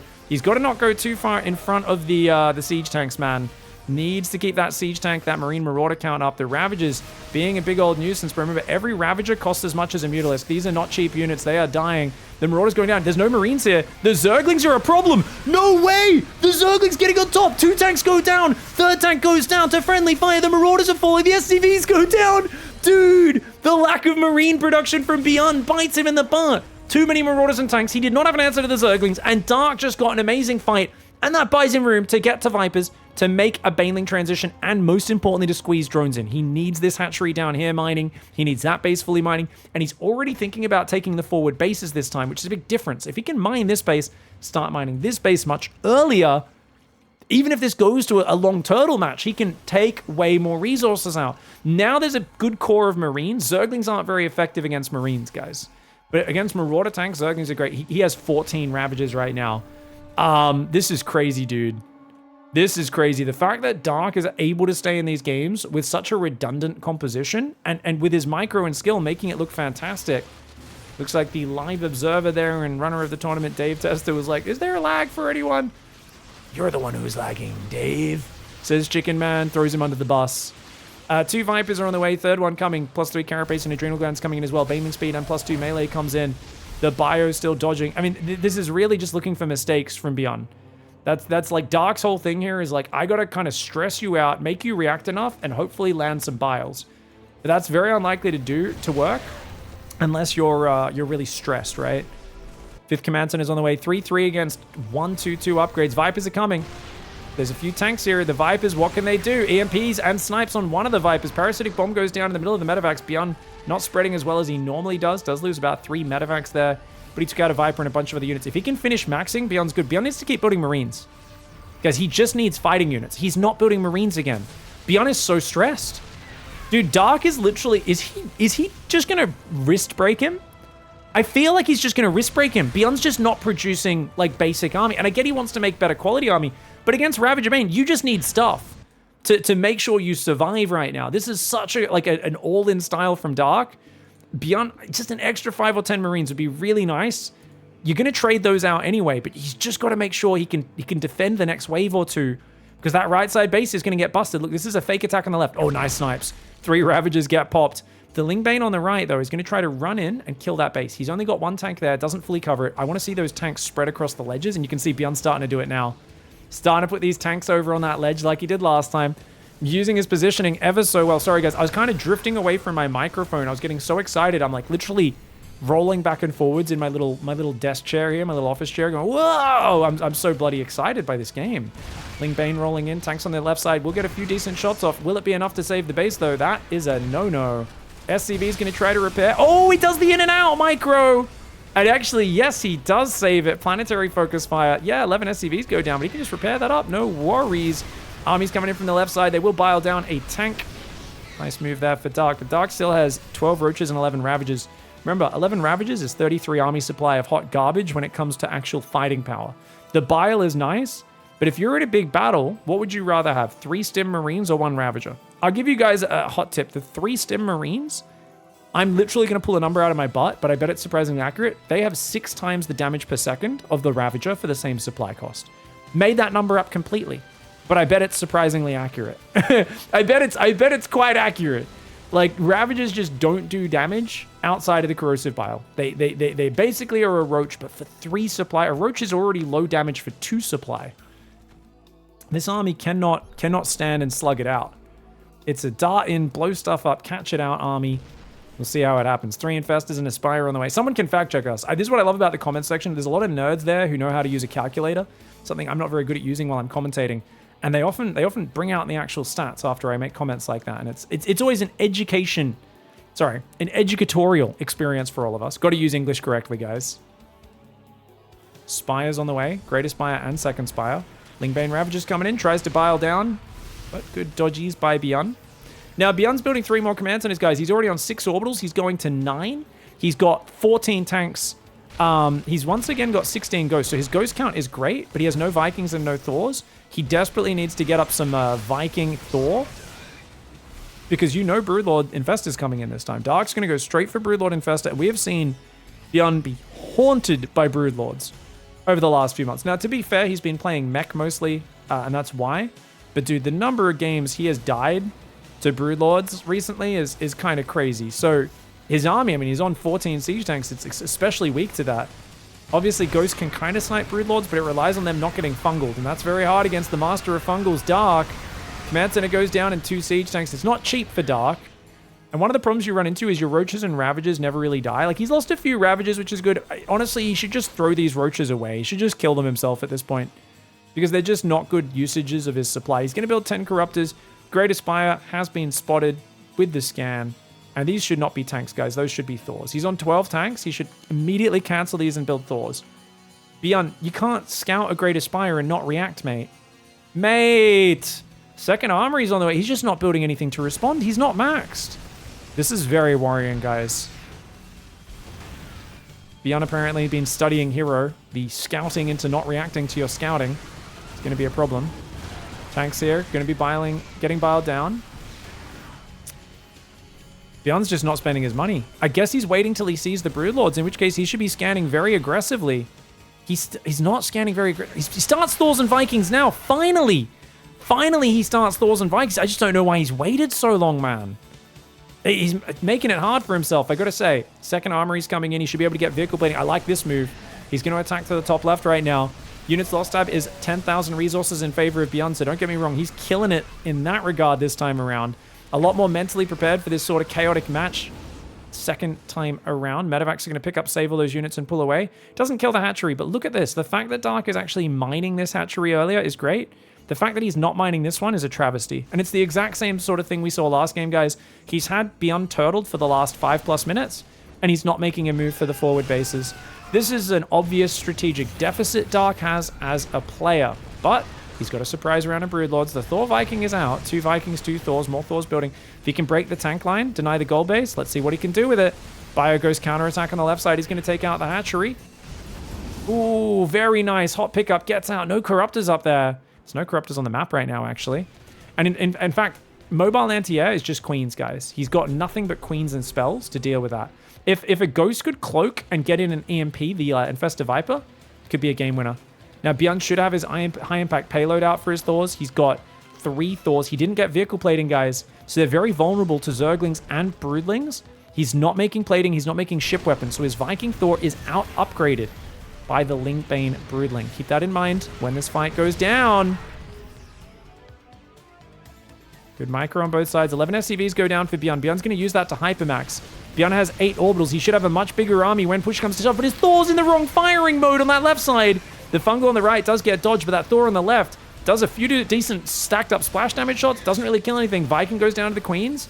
Dark wisely pulling back right now. He's like, hey, let's just be careful. Make sure I use my spells correctly. He's only got 2 Infestors left, so he did lose a few Infestors there. One's on full energy, so that's 3 Fungals available. Neuroparasite did get made, but it's not the most important upgrade. Oh, watch out. Snipey snipes. All right, 2 Broodlords should go down there, or 1 Broodlord. Broodlord for a tank, not the best trade for Dark, but he takes out some sensor towers and turrets as well, which is also useful. Units lost tab, now 9,000 resources in favor of BYUN. Oh, careful, BYUN. Youchies. Almost loses a Ghost. Vehicle plating has finally started up. Ship weapons nowhere to be seen. The Broodlords, the Banelings, the Ravagers, and the Infestors rotating to the bottom right side. Remember, we're past an hour in this series at this point, and neither side has managed to get a point on the board. It is still game 1 in the KSL Grand Finals. Dark trying to stall this out. BYUN has the better setup for the long game. He's making high-sec auto-tracking and building armor. Good split, though, against the Parasitic Bomb. Does take a little bit of damage. Oh, he spreads a bit on the Vikings and the Medevacs as well. A little sloppy there for BYUN at the tail end. Tanks on that left side, a bit vulnerable, but as the Ghosts come forward, it's a lot of Zerglings to trade for just 1 siege tank, so not too bad a defense. Broodlords come forward. Looks like a Ghost or 2 do die. Nice Fungals! Oh, if he had a Parasitic Bomb, it could be huge, but I don't think he has any. The Queen's coming forward as well. The Fungal, the Banelings are going to try to crash forward. The Banelings get gunned down. The tanks had some massive volleys. If he can chase here, the Vikings will clean everything up. There's only a few Queens. Oh, here go. The Corruptors come forward to save the day. Biles landing. Vikings just got blasted. 2 to 3 Vikings and a Medevac got shot down. The Vikings trying to chase down the Broodlords. BYUN knows this is his moment to punish his opponent for overcommitting there, but he's not going to be able to. Dark Parasitic Bombs and Queens kills like 1 billion Vikings. What the hell? He lost 3 Broodlords for 10 Vikings and multiple Thors died. I'm pretty sure multiple Thors died, but some of them died to friendly fire, which is why they're not showing up there in that unit's loss tab. There's only +1 vehicle plating, still no ship weapons. Dude, BYUN is only at 8,000 resource advantage. So ever since the Broodlords have come out, he's been trading worse than Dark, and Dark's mining out. Well, he was mining this base out. He needs to transfer workers back here. This base sitting idle this whole time. This is just another example of why if Dark took those bases, guys, think about how easily he'd be able to win these games.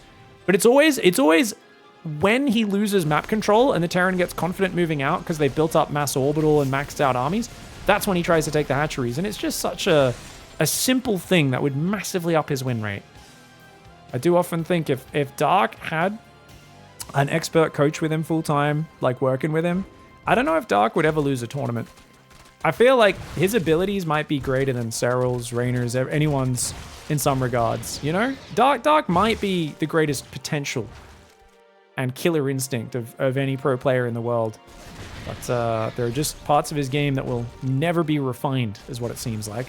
Despite that, he still remains a champion. A player who wins a championship pretty much every year of StarCraft, is always a contender and can eliminate just about anyone. Dark's one of those few players who doesn't really have a player that he always loses to. Hero's probably the closest thing, Hero and Maru.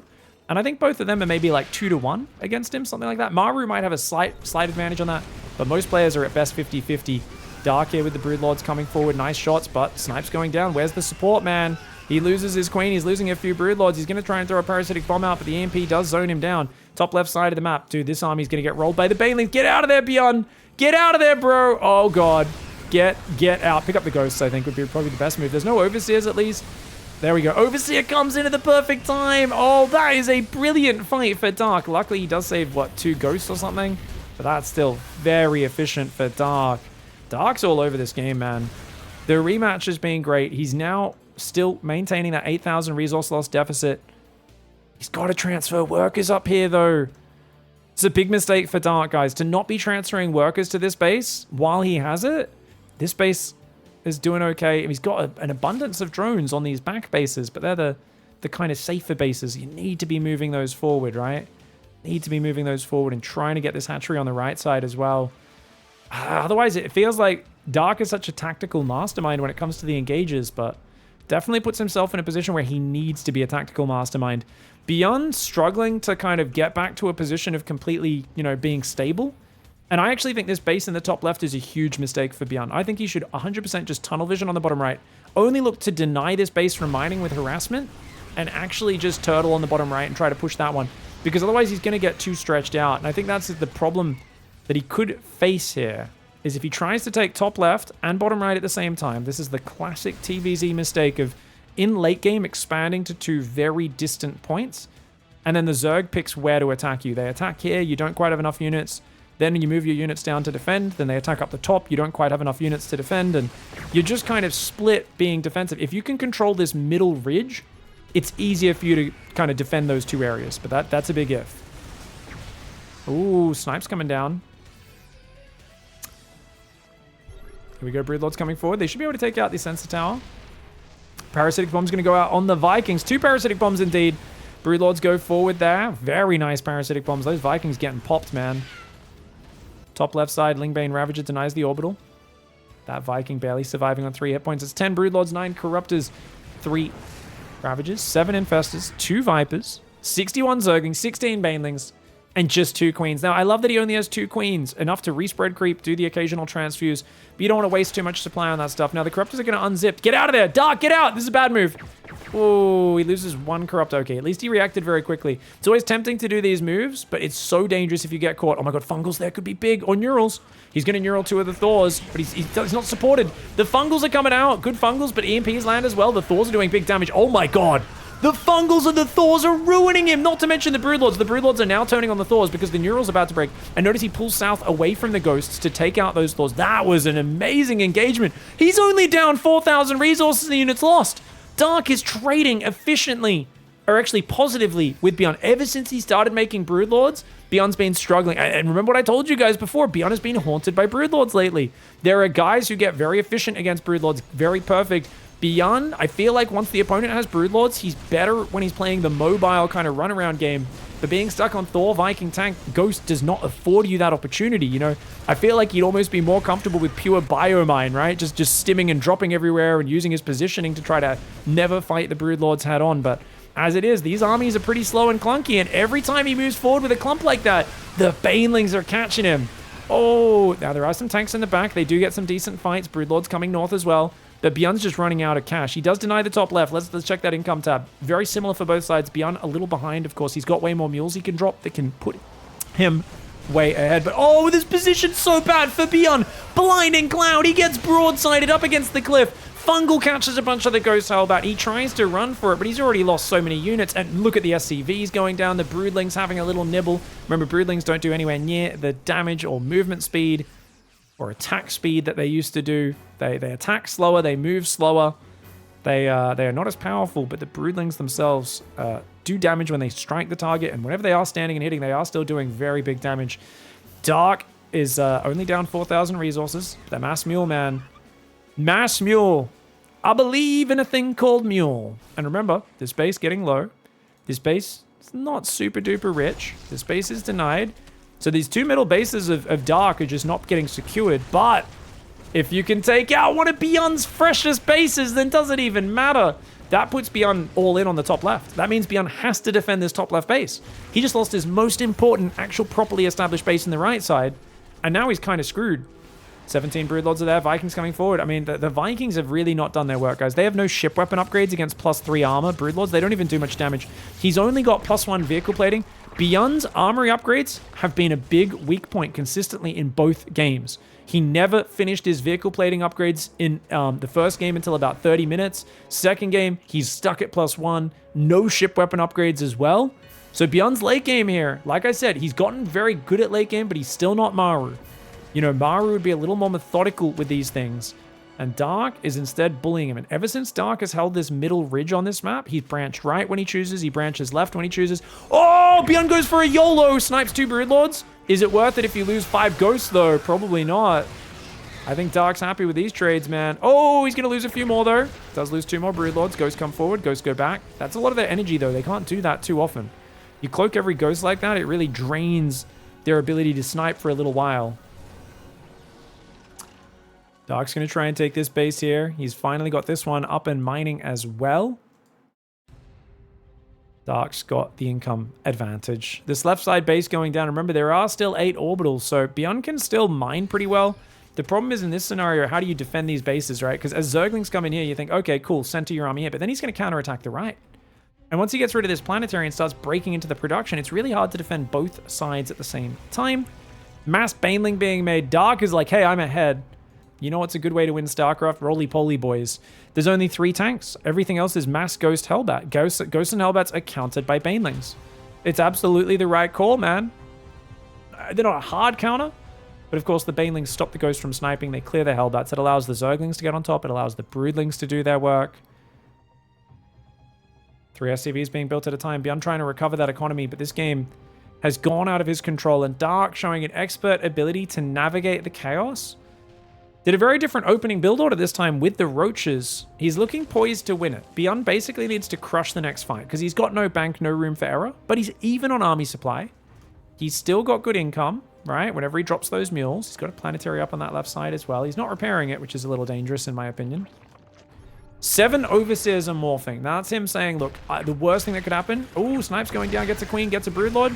Gets another Broodlord, I think, went down, but a few Ghosts fell as well. Transfusers do start going down. Viper's running forward. One of the Vipers got sniped as well. The Ghosts are out of energy, though, on this right side. His whole army from the left's going to have to come over if these guys do want to keep bullying. And Dark pushing him off the watchtower. Look at this from BYUN's vision. BYUN now, he only sees it with the Sensor Tower vision. He doesn't have as much vision. Broodling strikes, take out another Hellbat. The Spine Crawler on the front line, adding insult to injury. You know when a man pulls out his Spine Crawler and starts waving it around in your face that you've gone to a position where you are definitely not the favorite. BYUN's army supply is overtaking now. Still doesn't have great upgrades, though. The Vikings are not worthless, but they're definitely not good. I think Broodlords have 1 base armor, which means with +3 armor, they should be at 4 armor. And the Vikings with no ship weapon upgrades are going to be doing significantly less damage. Big Fungal! Big EMPs landed as well, but a Chain Fungal. Massive Chain Fungal on the Ghosts! Oh my gosh! Parasitic Bomb Corruptor clean the Vikings. Infestor Fungal wrecks the entire Ghost Hellbat army. That is going to be a wrap, mate. Dark just brings out his filthy spellcaster usage. Remember what I said? They can EMP your Infestors, they can snipe your Broodlords, but if you're good with your Infestors, you can always counter the Ghost. Let's rewind and watch that again as the GG comes out. Notice the way 4 Infestors were very clumped, but the rest were spread out enough that it wasn't too bad. So look at this. Look at this fight, guys. Infestor throws a bit of a zoning fungal. It's not great. And here we go. Infestor, notice he splits an Infestor forwards on the pack to try and land these fungals. He rotates it back. Now he's a bit clumped here, but he lands a great fungal, and then look, he splits. He brings 2 Infestors forward, one on the left, one on the right, and he uses those to chain these fungals. The Banelings go in, the Parasitic Bomb pops on the medevac. By that time, the Corruptors are almost all dead to Fungal Corruptor, to be fair. I mean, that is a brilliant engagement by Dark to finish off a dominating game. And the big difference from game 1 to game 2 is BYUN once again went for a super heavy siege tank style, but this time Dark countered it with the Broodlords. He kept control of the middle ridge on the map and absolutely crushes through the game 1 rematch. GG, well played. All right, nice comeback. Dark in the top right side of the map, no Fs given, the Broodlord King. And yeah, it really was all about the fight for that middle of the map, wasn't it? The Broodlords, if you got that high ground middle area, you just branching forward, picking off units here and there, and the Terrans like just reacting and unable to deal with it. To be fair, BYUN's upgrades lacking was a huge problem. And it does seem like BYUN is just going to go back to being his aggressive self with a 2-Rax Reaper opening. Dark is playing a gasless, and he's going to try and take this third hatchery on the right side. It's a nice way of doing it. 16 workers on minerals. You got to mine that open anyway. Yeah, it's a little inefficient have them run so far down here, but hey, get that open so that you can take that third before the Reapers arrive. Generally is the play. Now, the Overlord for Dark's going to go in. I always find it funny when Sue plays ZVT because he just doesn't send his Overlord across the map. I think Dark often doesn't commit in. I always commit in with the Overlord to see if the command center's down at 220. Like, I'm happy if they build a Marine after 1 Reaper or 2 Reapers for them to kill my Overlord. I don't care. As long as I confirm that it's not 3-Rax Reaper, especially if you're playing someone like BYUN who's really good at that. And apparently Dark is of the same mindset where he's like, yeah, no, we should be good. Now, BYUN returning 5 minerals there does come down. Builds the command center at 213. It's not even 220, is it? It's quite fast with this build. Zergling's trying to deal with that Reaper. Already gets himself a Zergling kill, which is a nice start. Third hatchery has started down to the south of this. Oh, BYUN's going to get a second one. BYUN Micro. Good choice to leave. He knew the Queen was about to pop out. He said, why take chances? Let's just pull back here. And Dark, it looked like wanted to go Creep Tumor, but instead he goes for an Inject. Extra Queens coming up in the main base. Remember, he went for a very quick third hatchery, so his second Queen was delayed by a few seconds. Queen's going to come forward. He wants to put a Tumor down here, connecting the bases. Yeah, Solo taught us a while ago, connecting your bases with Creep is the best way to shut down the 2-Rax Reaper. That way you can just move your Queens around and just be quick at pulling those drones away when they dive like that, yeah. I was really proud of myself against Gumiho. I didn't lose a single drone, I don't think. Actually, no, did he get... He only got 1 Zergling, I think, when he did a 3 or 4 Reaper opening against me last week.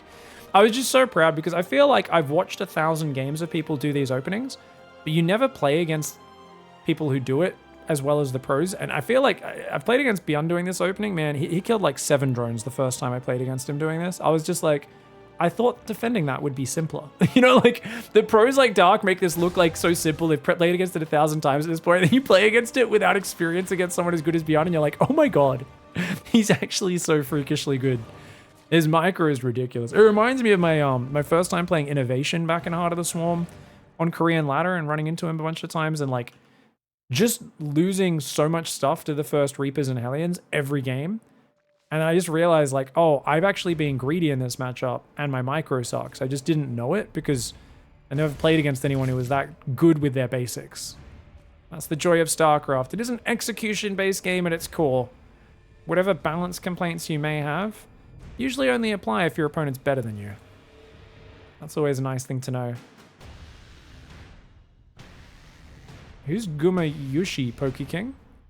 Right, Innovation's younger brother is Gumayushi. Crazy. It's like a pop star or something. And she's on the way. Sounds like a kind of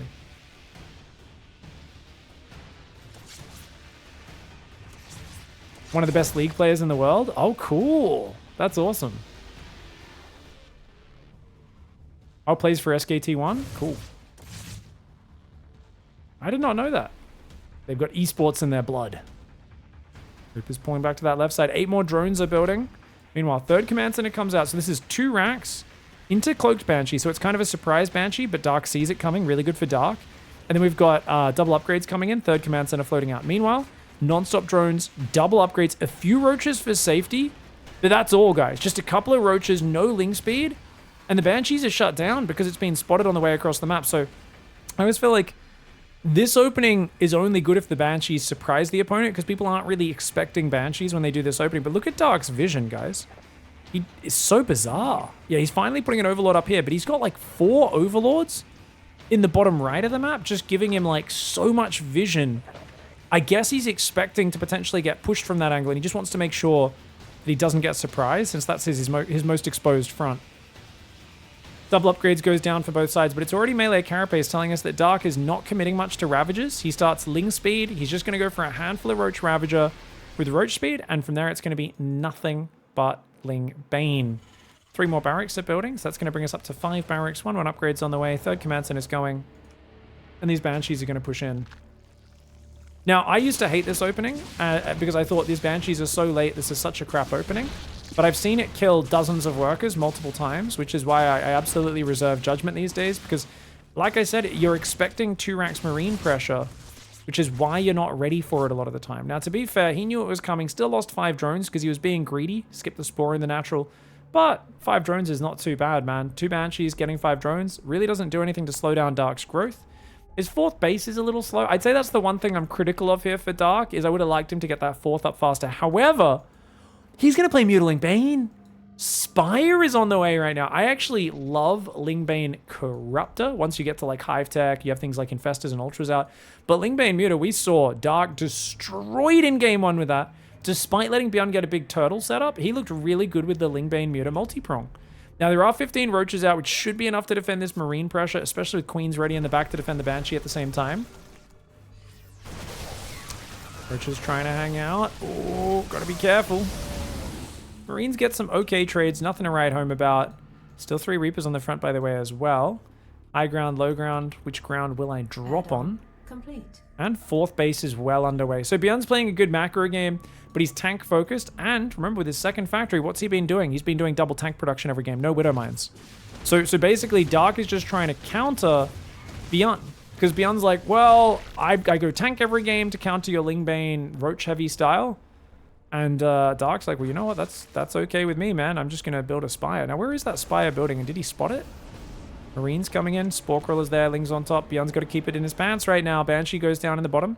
He's lost both Banshees. Guys, where is that Spire? Am I blind? Oh, it was over there on the right, wasn't it? I did see it earlier. Yeah. Oh my god. He almost scouted it, but not quite. Oh. So it looks like maybe he scouted there earlier in the game, actually. He has no idea. He's building a reactor, though. BYUN's building a reactor. That's very good. I think because maybe he saw some Zerglings, or he saw that yeah, I think he saw the Lings in the main. So I think he's made the read that this is going to be more of a Lingbane game than a Roach game, even though he doesn't know about the Mutalisks that are now making their way down the bottom right side of the map. Those Mutas are going to fly into the main. There's no turrets there. Luckily, BYUN messed up his rally point, guys, which means he's actually got a massive squad of units waiting in his main base to defend the Mutalisks, just from a mistake. That's actually so good for him. Sometimes your mistakes help you out. As long as he doesn't F2 them all to the low ground. These Mutas show up. Mutas come in from that right side.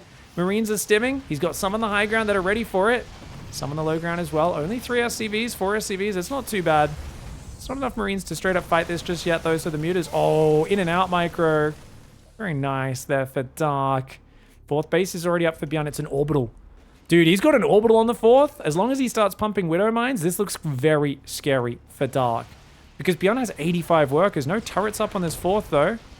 And that's going to cost him a few SCVs. A few Marines do stem up there. Lings and Banes are going to start tearing down the rocks on the right side.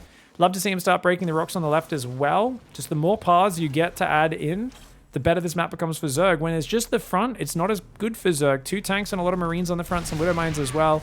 The mines do burrow. Tanks shelling on those units. Turret's still not up in the natural, but the Marines are there, so the Mutalisks have to back away. 1 Muta does go down. 2-2 finishing for Terran. 3-3 is miles away for the Zerg because Infestation Pit's only halfway done, whereas if he chooses to, BYUN could afford 3-3 straight away. That would be kind of legendary. He's building a 5th command center. Ooh, breaks the rocks on the left himself, getting ready to take that 5th over there. Sensor tower will go down. Having the sensor tower out there with no turrets covering it is definitely a little dicey. Ooh, reactor could be a good pickoff. Goes straight back in. Goes straight back in. Gets the building missile turret as well. Some other stuff. Roach Baneling gets caught by the Marines. Oh my god, BYUN, you mad lad. Ling run by on the right side. Mass Ling Bane rolling in right now. That's going to be big, but they're all blocking each other, which is kind of a bummer. The Banelings will go after the 4th base, actually. He goes north. Does change angle. Ooh, goes towards the Marines. The Marines will be able to defend that, though. Up in the front, though. Ravager Baneling coming in. This looks good for BYUN. The tanks are out front, though. The Banelings. Oh, the Banelings. There's so many Banelings. The Banelings connect with the Marines. This could work out very well for Dark. The SCVs are going down. A lot of workers do fall. The command center survives, but 15 workers do go down. Units lost have only 1,000 resources in favor of BYUN. I'd say overall, not a bad fight for Dark. The question is, what's the follow-up? Hive just starts, and whilst it is 2-2 versus 2-2 right now, you've already got 3-3 well underway. You got a 5th command center about to finish. It does feel to me like BYUN is a bit more set up for the next stage of the game. That being said, guys, we've got a big Marauder transition. Look at how many Marauders he's building. And he's actually slacking on his Marine production a little bit. But he's forgot Concussive. Chucking a bit of a clem here is BYUN. Hopefully he realizes that as this game goes on, because it's very important when you get to Heavy Marauder to have those upgrades. There's no way this engineering base should go down. He's stimming Marauders. She obviously can't shoot up there. Ooh, 4th base does get lifted temporarily. Marauders are in the open. Dark says, hey, wait a second, I can take this fight. Widowmine does take out some stuff. Does look like an Overseer goes down to the turret. Widowmine not able to fire. Finally does fire. The Ravager Baneling doing really well. Dude, Dark is swarming. Where is the rest of his army? On the right side, he stims in over there. Guns down some drones and queens. That is massive. The Lings are on top of this base. The Baneling not quite able to detonate. Those SCVs are getting ravaged. Dark is all over BYUN in this game. And BYUN, distracted by the Mutalisks in the back that are now killing his 5th command center, is taking devastating damage. But he's doing a lot of damage as well. Is it worth it, though? He gets 21 workers. He loses 39. That usually is good for the Zerg, but only if he gets on top of this quad drop. Moving out with 4 medevacs worth of bio cost BYUN massively at home, but it gave him massive value on the front. And that's just the way the cookie crumbles sometimes. Making a commitment like that to the aggression can leave you open. Dark took advantage of it very quickly. But look at this. The Marauders coming forward. The Thors as well. BYUN's going to push through the middle and deny this base also. Dark tried to re-drone a little bit there. He's not having the time to remake Banelings. BYUN's just going for it. Going for broke right now. The Baneling Cocoons unable to finish. The Marine Marauders on top. Remember, Cocoons do have 50 hit points and 3 armor. They're pretty tough, but not tough enough. Biles landing on the Marine Marauder at the front. Widowmines take out most of those Banelings before they can finish morphing. At the same time, Mutalisks do go in and clear out the 4th base mining of BYUN. This game is utter chaos. But at the end of the day, BYUN does manage to weather the chaotic whirlwind that is Dark and tie up the series 1-1. Dark in the top left now of Oceanborn. BYUN in the bottom right. And it is another big 16 hatchery opening for Dark. Now, it's tied up 1-1. This game could go either way. This series could go either way. BYUN looks always best, I would say, when he's kind of like pinning his opponent back with those like counter drops and that sort of stuff. The problem for him is, of course, that Dark masses those units in the mid game so well. You can't overcommit as BYUN. Like, I don't think BYUN can really do the I'm just going to try and kill you with a 2-base push that he can do versus Solar sometimes. He might mix it in. We'll see, of course. But I feel like it's almost like a BYUN has to force Dark towards the later stages of the game, and then there's these little openings where BYUN can get in there with his drops and catch him off guard. Now, very little respect for proxy barracks for Dark, guys. This Overlord did check down here, I guess, but this whole right side here is and here are all not scouted. So maybe not no respect. He did at least check this left side, you know, and this Overlord's coming back to the center, so if there were SCVs and Marines coming in, he'd see them. But not taking any extra safety precautions. No drone scout, nothing like that. BYUN, of course, hasn't been showing as much proxy barracks lately. I think the Zergs have been on point with defending it. Let me know in the comments if your cat likes watching the cursor move across the screen. I know I always get people tweeting pictures of me, of the cat, and it's just like tracking or videos of them tracking the cursor or the fight and being like, oh my god, what are all these little creatures? Dude, I saw a cat on a balcony yesterday. We're having lunch, I looked across the street. It looked like a small panther. It was the fattest black house cat I have ever seen. Oh, that grenade was slick. He put it behind the minerals where it couldn't build a spore crawler. Dude, that's 2 games in a row where Dark's lost himself a drone. Or was it the very first game where he lost the drone? It might have been the very first one. Either way, multiple drones going down early in this series. These are the sort of mistakes you should not be making. I regularly lose drones to the first Reaper, but I always feel like that was just an unnecessary mistake. Especially in the first game when I'm warming up, it often happens, and I'm like, Dark won't be happy with it. On the other hand, Dark is untiltable. You cannot make him upset and play worse StarCraft. It's not physically possible. Now, he's not spreading creep. He's going to do a very aggressive Ling run by focus game. So these Lings are about to sneak out. As soon as the Reaper leaves the front, he's going to try and sneak out. And as the Hellions come across the map, he's going to do a run by. And then he's going to follow it up with another run by. Now, how do I know this? He's not spreading creep, guys. He has no other option. If you're not spreading creep, you can't defend with Queen Zergling properly. You have to be more aggressive. Now, BYUN saw no creep tumors. He sees Ling speed. This is blatantly obvious, in my opinion. Now, we get to see everything. For BYUN, it's just the lack of creep tumors. But the lack of creep with a third hatchery is always some form of Ling aggression. He should play extra defensive with his Hellions. And if he does that, Dark's build, not hiding his intent, is going to get punished hardcore. 20 Zerglings, 24 Lings coming across the map. The Hellions sitting out front is really dangerous, guys. You always want to keep those Hellions on top of the ramp so you have more time to react. Because otherwise, if he doesn't react really quickly, he might get surrounded. Now, he's going to get baited. Don't get baited. He's got to stay at his ramp. This is clearly a surround attempt. Dark's just going for the big old YOLO. The SCVs are being pulled back.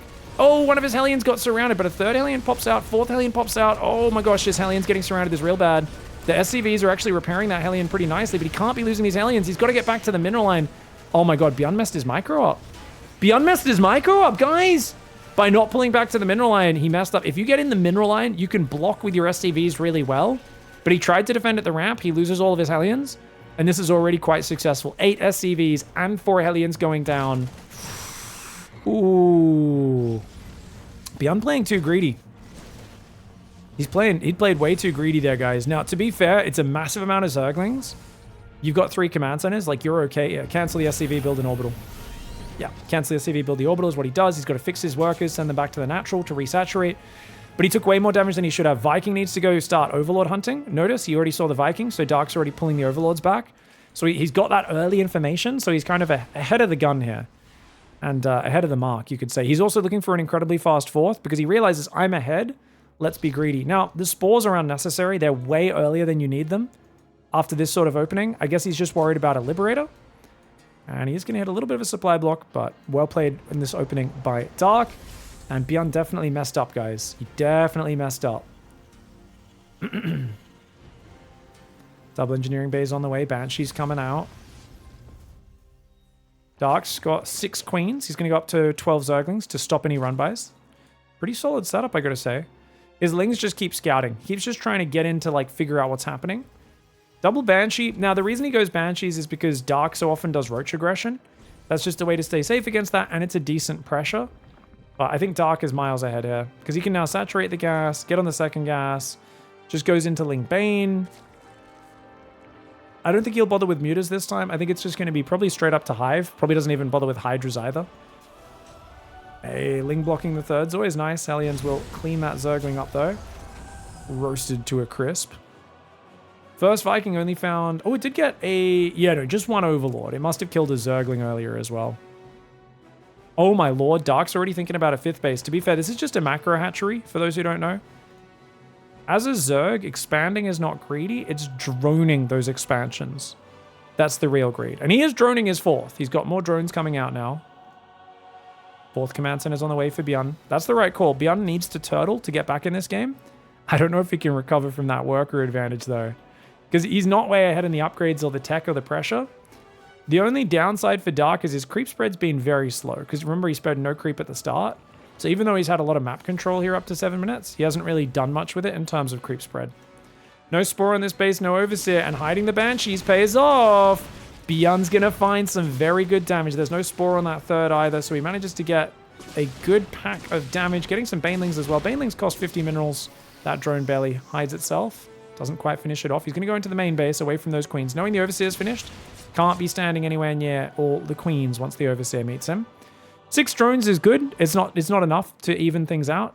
Dark is still definitely ahead. Going to grab 2 drones and then pull back, but losing a Banshee for it. Viking trying to kill the Overseer is going to die as well. That's unfortunate. Finally pulls it back. I like that he just leaves the Viking there. Means Overlords can never come into this space. So like the Banshee can kind of lure that Overseer to the left. And Dark's like, oh, whoops. Luckily the Viking does not micro after it. BYUN trying to be a nuisance. Oh, BYUN's playing triple factory? Wow. BYUN knows he's so far behind and he's showing proper flexibility as a player. He's going to go triple factory, tank, Widowmine, turtle. And he's going to try and float out a 4th base right now, which is maybe a little greedy, but it's probably a good idea. Dark was massively supply blocked here, so we had to build 7 Overlords at once. He's going to build so many, and he's going to play Hydra Bane. I didn't think we'd see Hydras, but he's going to play Hydraling Bane. A very good style for just busting and overwhelming. I don't think that 4th base survives this game. I actually would have preferred him to make an orbital and then float his next command center down, because I really think turtling can get you back in the game. Potentially, yeah. It's not the best method, but well, I mean, it is it's not the best situation, but it is the best method from this bad situation. All right. A little bit of damage on the 5th base, not bad.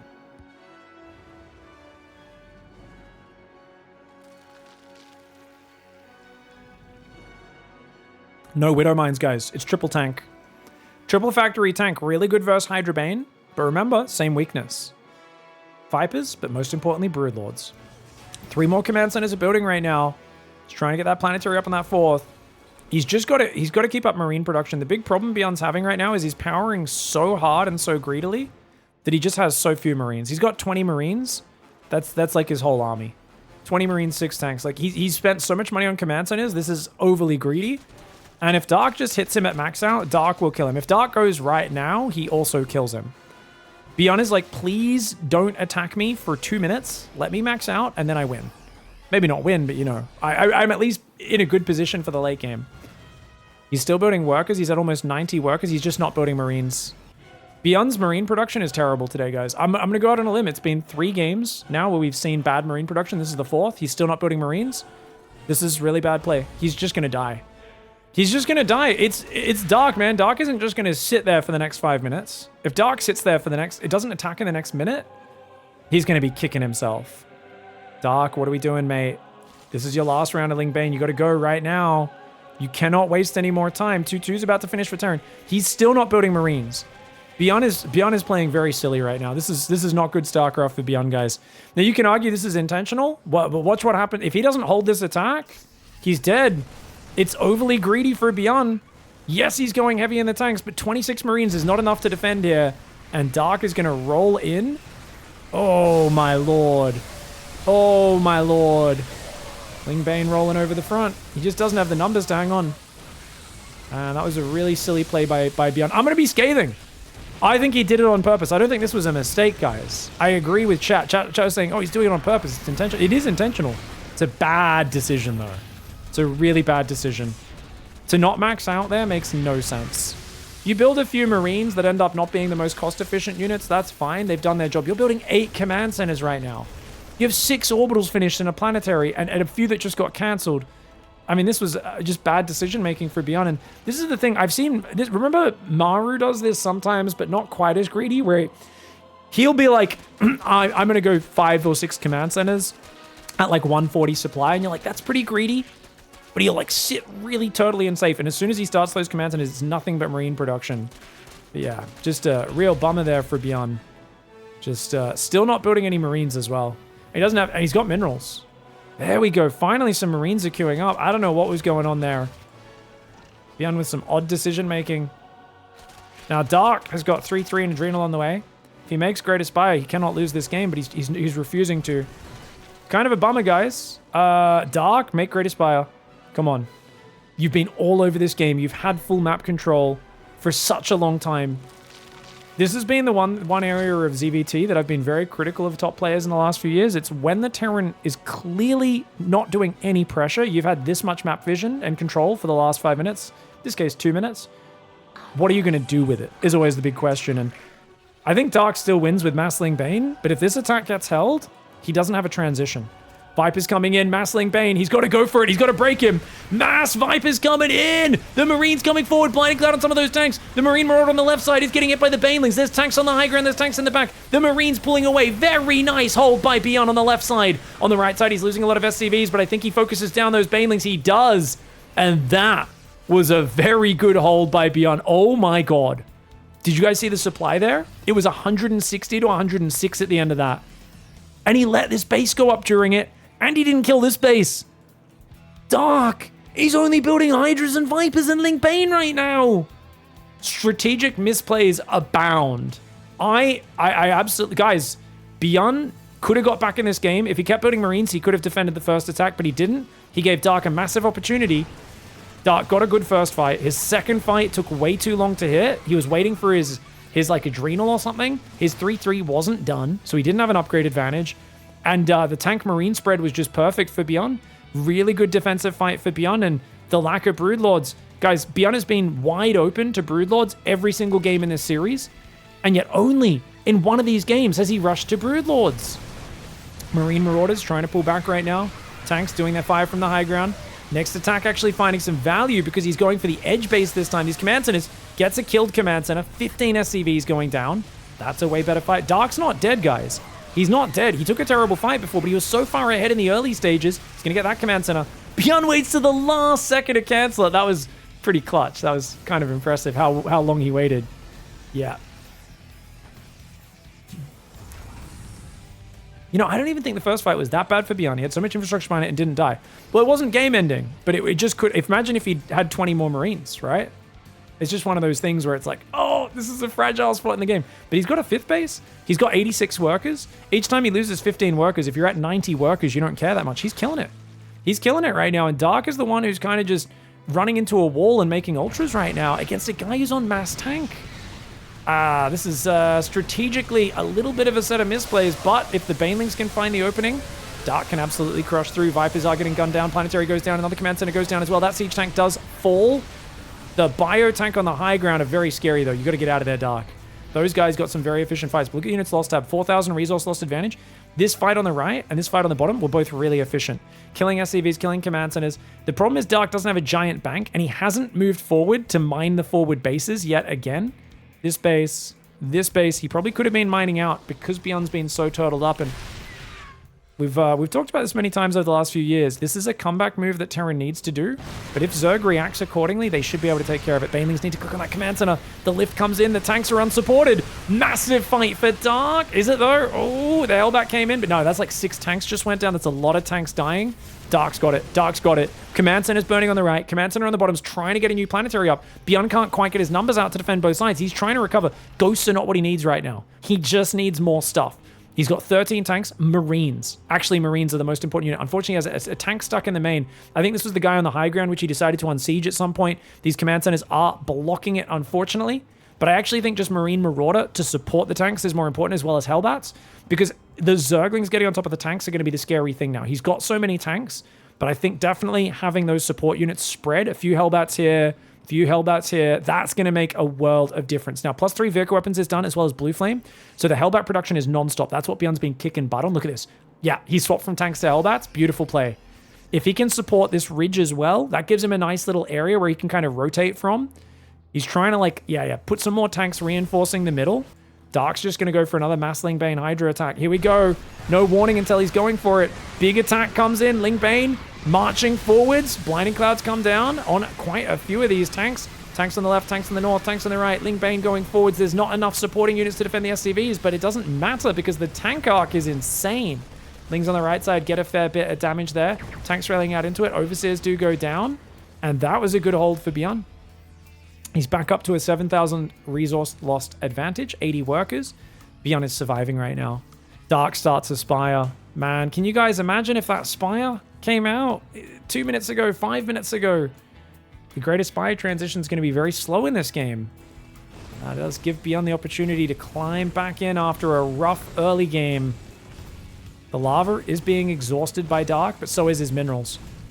He does still have 7 queens, by the way, so he is injecting pretty well. You can see he's queued up some injects. They've still got a lot of energy on them.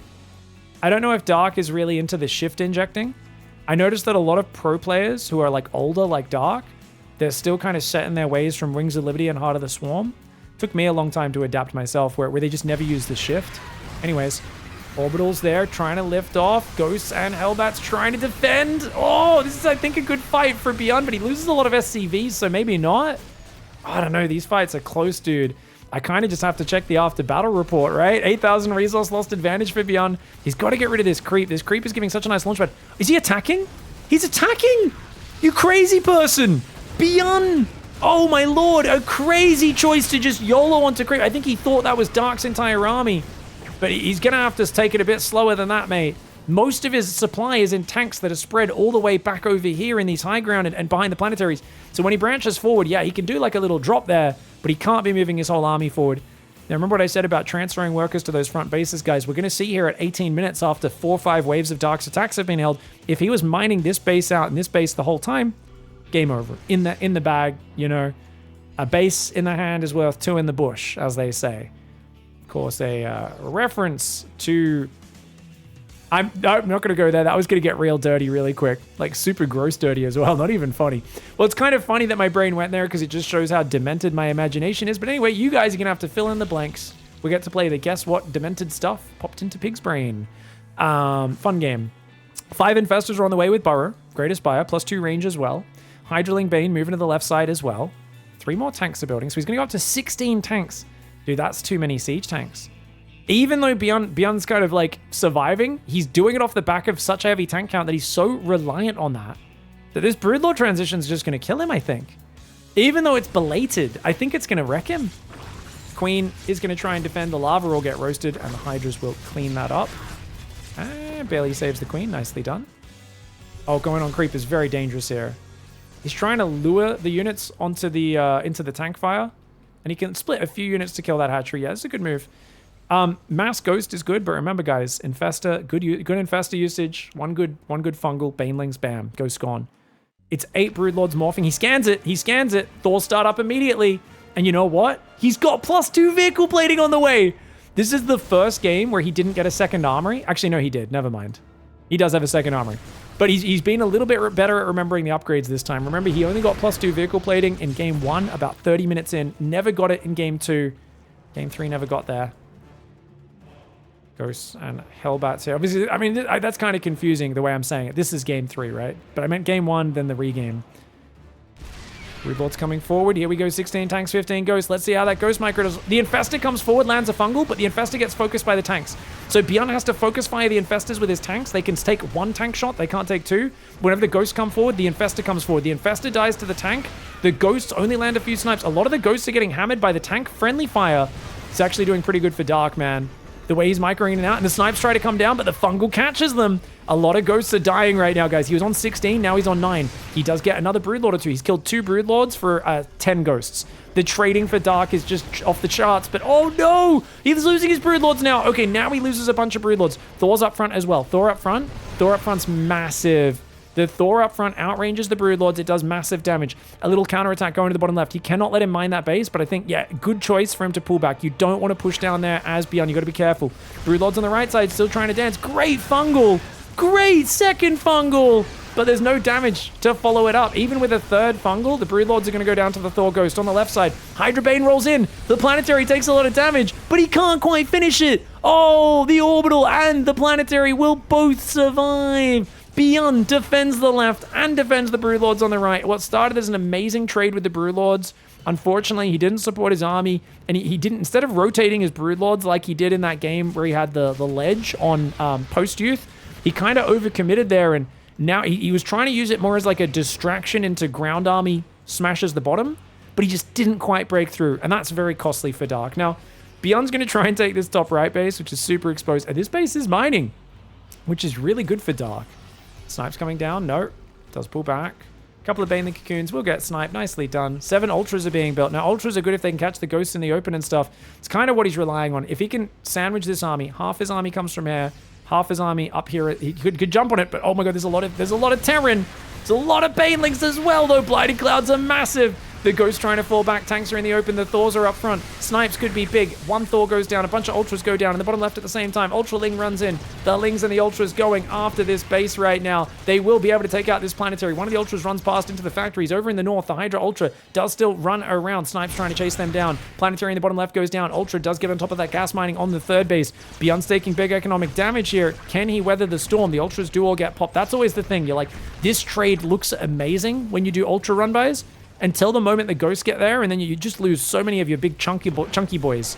The chunky boys go down. A couple more snipes do land on this Ultra. Is it enough, though? Oh, that Ultra. It looks like it will die, and indeed it does. Those Ultras are magnets for those Ghost sniper rifles. Oh, he hidden Ultra and Lings. I like that. I do like that. And the fact that he's mining this base out is big for Dark. Dark's taking some of those middle resources. If you let the game go long enough without making plays as a Zerg, Terran will mine this base out, then he'll move down, he'll mine this base as well. You've got to do something about this. Ultra Ling tries to unburrow, and the Ghosts swiftly end that attempt. The Banelings here going down, tanks blasting them. A desperate attack in the top right of the map, but an effective one. The army's out of position to the bottom left. These guys are not close enough. And the planetary and 20 workers go down just like that. Viper does get sniped, which is a good move. Counterattack, though, for BYUN. We'll take out the bottom left at the same time. It looks like this favors Dark right now. And the reason is, look at the income. Oh my gosh. Look at BYUN's income. Is he actually... Oh, because that base isn't mining. This one's out. Oh, God. BYUN might be dead. BYUN might be dead. He can't remax right now, guys. He needs to float an orbital. He's got 7 orbitals, but he's only now floating an orbital over. Dude. One good fight for Dark, and BYUN's dead. BYUN's up 30 army supply, though. Keep that in mind. These drones don't really have anywhere left to mine, right? There's like a base there, a little bit of minerals. They're both really poor. It's just Dark still has a few thousand more resources that are going to come in while BYUN's not mining. Look at that. 3 red arrows on the mineral income. That's Dark's advantage, the red arrow. 2 Dark red arrows on the gas advantage income as well. 2 infestors are coming out right now to join the 2 that are already there. Neuroparasite was never made this game, so Thors and tanks are not vulnerable to that. 15 siege tanks are out. Broodlord still would actually be the best way to pick apart these positions. Ooh, careful. King Bane tries to jump on top. Tank line is solid. Gonna float that new orbital over. It takes so long to get here. Oh! He traps this army. The Ghost Hellbat's gonna get rolled by the Banelings. Hydra Lings should probably rally to the right side as well. These Ghosts on the left, 4 of them do pick up and get saved. So many tanks, though. So many tanks. Oh, my lordy. The Hydras, the Lings, the Banes have to pull back. That Hydra just got launched to the stratosphere. That was sick. 76 army supply for Dark. 84 for BYUN. The income will start dropping soon enough for Dark. That base in the top right, though, mostly undefended. Lings are going to find it. Tanks on their own cannot defend this. He's going to take out all of these tanks. He's going to get another one. Oh, man. This is huge damage right now, dude.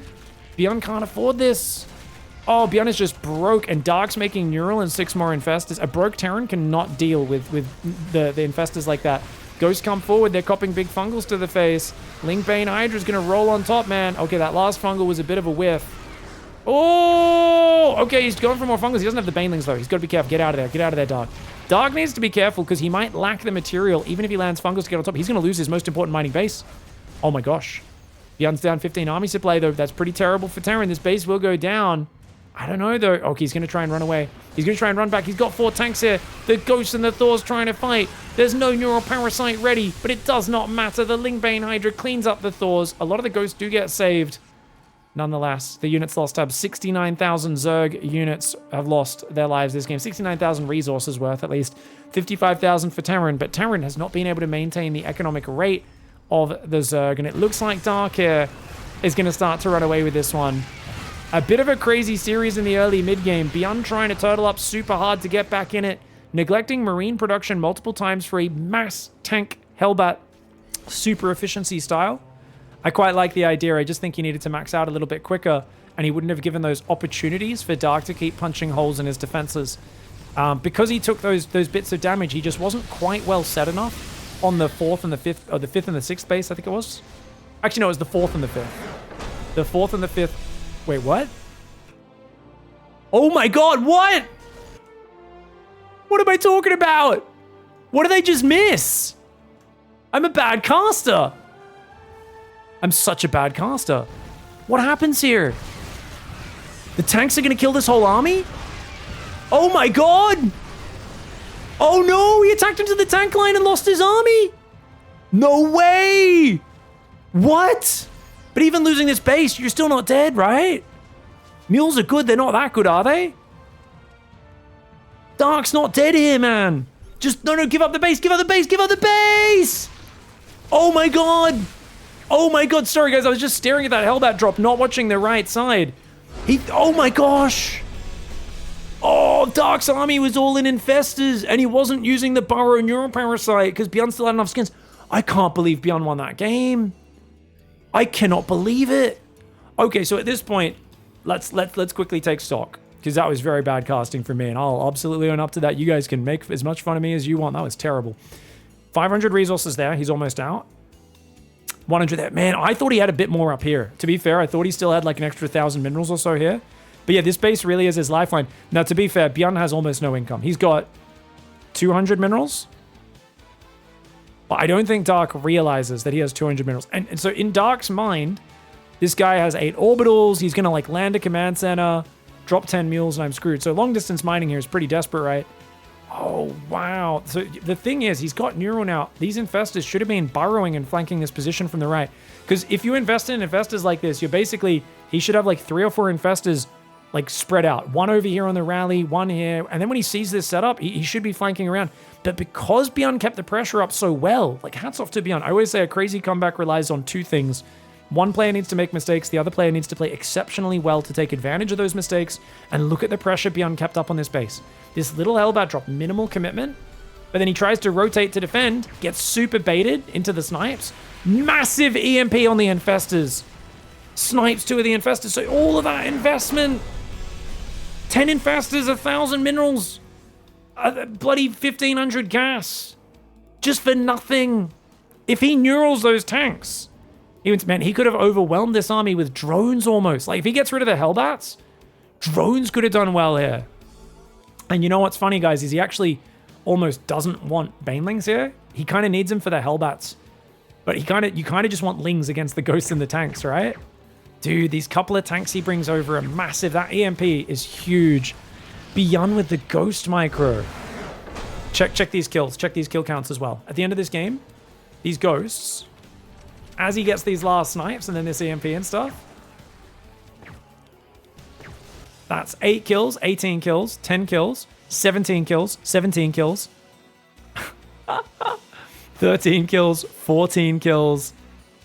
That's a 52 kill. Oh, that's 101 kill Chad Hammer here, guys. 101 kills on that one. Oh, man. Wow. BYUN brings it back. Oh, that base just so exposed on this map, man. I've died in the same position before, taking bad fights. Very well played by BYUN. GG. All right. Let's go, guys. In the top left side, Dark is on Amphion. One of my favorite maps. BYUN down here in the bottom as well.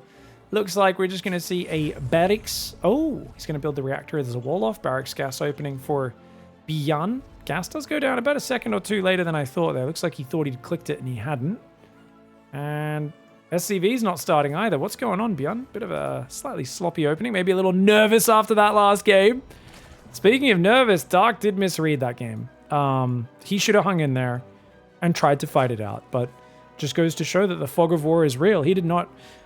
You know, it felt to him like there was a proper Terran army there, and he lost the core of his forces. He lost all the important units there. And he's like, well, you've got ghosts and hellbats and tanks, I'm dead. He didn't know, like we did, that it was 2 siege tanks, 4 ghosts and 2 hellbats with 1 medevac. And there was like nothing behind it. BYUN was broke. And Dark very well may kick himself when he finds that out. Now he's going for a 6 Zergling pressure, which is kind of cute, because remember on this map, the Reaper always gets in and kills 1 to 2 drones because it jumps down this little narrow path. It gets to your base so quickly, jumps up there and starts killing workers. But this way, the Lings are going to counter that by coming in and trying to kill the command center, force the repo, and the Queen's out so early you can defend.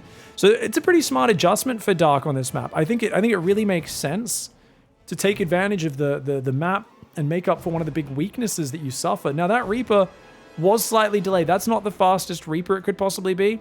Reapers should pop at 158. That popped at 159, almost 2 minutes. So about a second and a half delay. Doesn't sound like a lot, but these little things do stack up. Now, Dark shouldn't really be rallying to the low ground yet. He's just going to hang out. And of course, the Reaper's like, oh God. Oh golly. And here we go. Marine in the main base going to pull back towards the mineral line. That SCV building the factory does get damaged, but not killed just yet.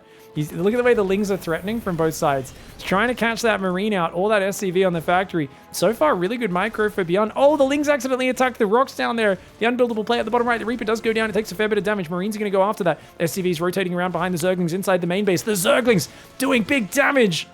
And dude, what the hell? I gotta say, like, as much as I've been critical of the players for making a few strategic mistakes, this series has had it all. Aggressive openings, defensive openings, super greedy 3 command centers against gasless 3-hatch. We've had unpredictable endings. I mean, you know when the guy who sees everything, who admittedly was casting pretty badly there, but if the guy who sees everything thinks the game's gonna go one way and then it ends completely differently as he's literally talking about why the player that's winning lost the game, that's when you know a series is unpredictable, and it's a mixture of incredibly high skill, but also just a different set of circumstances to what we're used to seeing. Now, I like this. Look at that. See, the Marines can't see past the pillar. If you were standing there or there, because that's like a directional blocker in that direction, the Overlord escapes before the barracks gets here. Very clever movement. Ling speed's on the way. 3rd hatchery's on the way. 2nd gas as well. Run away, Reaper. Oh, he gets blasted. Dude, what a fun series this has been, though. So who's ahead in this one? Well, if we take stock of the openings, a lot of mining time lost. Oh, he never actually killed the SCV on the command center. BYUN even saved that one, so he's only lost a Reaper. That's kind of amazing. Did lose a lot of mining time. He's got a 3rd command center, so he's going to have a good macro build. Dark, it's a little supply block on 44. That was not like a famous Dark supply block for 30 seconds. That was like a couple seconds where he had 2 lava he couldn't spend. Not a big deal. More Zerglings and drones and queens are on the way. Hellions will take out a creep tumor, but they take a little bruising at the same time, so I think he's fine with that. Dark comes in with 4 more Zerglings, picks off an SCV, and then tries to get out of there. Notice the Hellions chasing there. And a Viking does come out to deny that Overlord. Liberator's coming in behind this. Overlord will be able to spot that. Seeing no add-on on the starport will let him know there's a Liberator coming, and that means he should build Spore Crawlers, or just position his Queens really well. There is an argument behind not building any Spores against Lib. I'd normally build one in the main base, and then I'd probably just leave the other bases with nothing, relying on your Queens being close enough to defend these two. So, yeah, Dark's real smart. He's like, you know what? I can skimp on that. Oh, big supply block. This is the famous Dark supply block. 4 Overlords building at once after that Viking kills that one. He has pulled his other Overlords back, though. The Viking will only get a single kill. This one out front should be defended by the Queens. 2nd and 3rd barracks are on the way. We should be seeing a double engineering bay going down any second now for BYUN, and then a 3rd and 4th gas. Or actually, maybe the 3rd and 4th gas first, since he has gone for a Liberator, a Viking. You know, that sort of stuff does cost quite a bit of gas. So, there we go. Double eBay into 3rd gas to start. Dark's up 10 workers, which is decent. His 3rd base will be saturating soon. He's got double Evo Chamber, Lair, and Bailey Nest all coming down around the same time. He's going to move out to that 4th base, which is the most important kind of power point for Zerg in this matchup. It's the area where the Terran wants to deny your 4th or slow it down from mining. And the Zerg wants to fully saturate that base as quickly as possible to really have that proper, big, beefy mid-game Zerg economy going. Now, for some... Oh, the Liberator came in. Liberator came in, got a drone. Luckily, the Viking ran away just before finishing off that Overlord. The Overlord survives on just a few hit points. Spore Crawler's moving over. Now, Dark moving all of his Queens together. A little sloppy there for a moment, but finally does get on top, and that Liberator will be getting pushed away. Queen's going to move down to the natural. Oh, still even more mining time. Dude, this is actually really well done. There's only 12 Zerglings and the Hellions coming in the front as well. Queen's going to move on front, though. No focus fire from BYUN. Transfuses do come down. Queen's going to fall. Takes out a Queen and 4 drones. Not bad for the Liberator, combined with the mining time looking fantastic as well. Hellions over on that left side are hanging out. 3rd command center has landed there. 4th and 5th barracks are finishing for BYUN. So he's going to have that 3-base production. He's going to have this beautiful push angle down the left side. Whereas the Zerg, you need to open these minerals up a bit more. Otherwise, if tanks get sieged over here and you've only got a little single space to get through, that's terrible. So every mineral that gets opened up is good for Zerg. 8 Marine drop down the left side of the map. 1-1 upgrades are actually very similarly timed. It looks like Zerg might even be slightly ahead on those. Infestation Pit for Dark tells us he wants to play a Hive on 5 gas. Only 69 workers, though. Dark's worker count's very low as he starts the hive. I think Dark could have been a bit greedier than this game. Not sure if you agree, people in Twitch chat. Now, Overlords are here, but Dark somehow missed that medevac getting in. Oh, this could do some big damage. Yeah, because of the Viking earlier, the medevac got around the very back. Oh, that's awesome. Yeah, and he's going to shoo the Overlords back as well to try and, like, limit the vision. That's one more Overlord kill. Very nice. This Viking's been highly effective. Oh. Overcommits over the Spore Crawler. Takes a bit of a beating. We'll have to pull back. Now, Dark's still only on 69 workers, so he's got a giant army. The way you want to do this, if you're staying on a low worker count, is you want Massling Bane on the right, and then the moment this push arrives, you want to counterattack, bust the wall, roll in, and really catch him off guard by having that extra army. Unfortunately, it's BYUN who pulls the surprise, gets an Overlord in a second and a third. The Queen's taking damage in the main. He only has 6 Queens. Dark's been playing this Sioux-style low Queen version of StarCraft. Ooh, Banelings are going to clear the Hellbats and the Marines really nicely. And those Hellbats and Marines mostly go down. Only a couple units survive. The drop in the main does pull back with almost all the Marines intact. Not a lot of workers falling, but I do like that there's pushed Dark into the defensive. That's always going to be good for BYUN in this scenario. Now, the creep has not been amazing for Dark. It's a map where he's trying to expand to the right side and willing to cede the left side of the map, but that does give a 2 gold mineral base to BYUN on the front. Ultra Caverns on the way. I really want to see that Ling Bane bust. I feel like this wall off with no defense, super vulnerable. So I'd love to see Dark try and get at least 5 Banes to blow up in the middle of the depots, 20 Zerglings, maybe a few Banes on top. That is such a big move. And I really feel like Massling Bane is made for this map. If they don't build engineering bays and barracks and whatnot in the wall, that can be huge. And Dark's going to kind of realize this with just 2 Zerglings, but that's also going to tell BYUN, hey, wait a second. You are now aware of the fact that my right side is wide open. Double drop on the right. You're going to find the gold base at Dark. That's also a 2 gold mineral base. Dark's only on 79 workers. He's got 2-2 upgrades here. He's really looking for that Massling Bane Force. Kindness Plating does start. 2-2's almost finished for him. 2-2 is a little bit behind for Terran. BYUN's got his 8 racks coming up behind as he does double drop surprise, snipes that base down.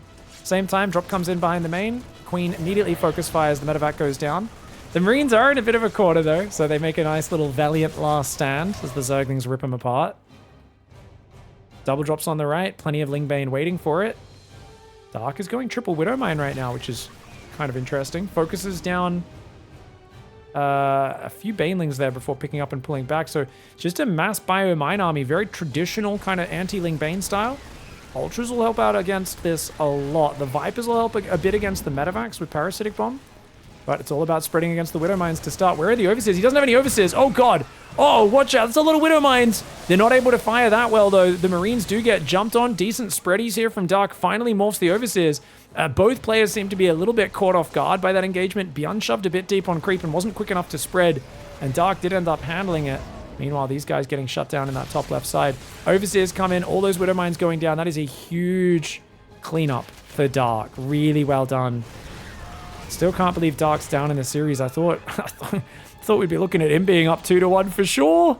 This is crazy, man. Such a long series. We've been playing for almost 2 hours at this point of gameplay time. It's a crazy series. Second and third starport fusion cores on the way as well. Biomine pushing down this side. Ling Bane coming forwards. The Widow Mines and the Marine Marauder there really keeping Dark on the defensive. Vipers are going to come out, but with no medevacs in range, it's got to be careful. Oh, he does throw a Parasitic Bomb, but he loses the Viper.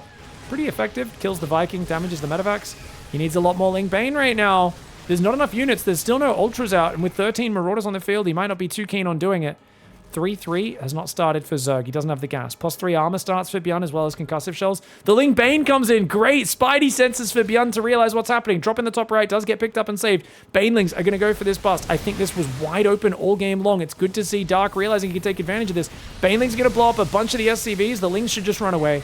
No reason to fight this. Just kill 13 SCVs. Open it up. Now Dark has given BYUN something else to worry about on this bottom side. There's a 5th command center here. Does he take this in the middle of the map? Maybe. It's always kind of weird. Where are you going to choose to engage? Units lost tab only 1,000 resources, or 800, sorry, in favor of BYUN right now. These Widow Mines getting cleaned up as well. Dark has been all over it with his Ling Bane. Still no 3-3 for him, though. No sign of a hive transition, like no Spire, no Ultra Cavern, no Infestors. It's kind of, it feels like Dark is playing a good Ling Bane game, but he's also putting himself in a position where, because of his lack of gas bank and upgrades, he kind of needs to make a play sooner rather than later. He can't screw around. Banelings roll in, Widowmine. Oh, good spready, I like that. And takes out an SCV, damages a few more. Ling Bane looking to run in on this right side. Plenty of bio ready for it. Dark just pulls back immediately. Only loses a single Zergling. 3-3s on the way. So 3-3 as well as Anabolic Synthesis will help things out. With nothing that shoots up. I always feel this is one of the big missteps that Zergs make when they've got Bank not getting anti-air earlier. Widowmine does fire. Good hot pickup by BYUN. Quad drop on top of just a handful of Zerglings. Not enough to defend that. The gold base on the right side goes down for Dark. Meanwhile, his main base is under assault. He's going to try and counterattack.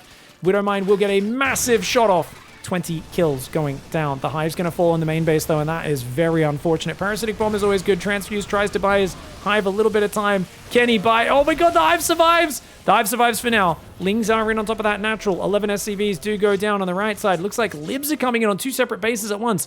Dark on 67 workers, BYUN on 59. Can he get rid of the +3 armor? Oh, unfortunately, no, he cannot. The +3 armor will finish. +3 attack coming in soon behind it.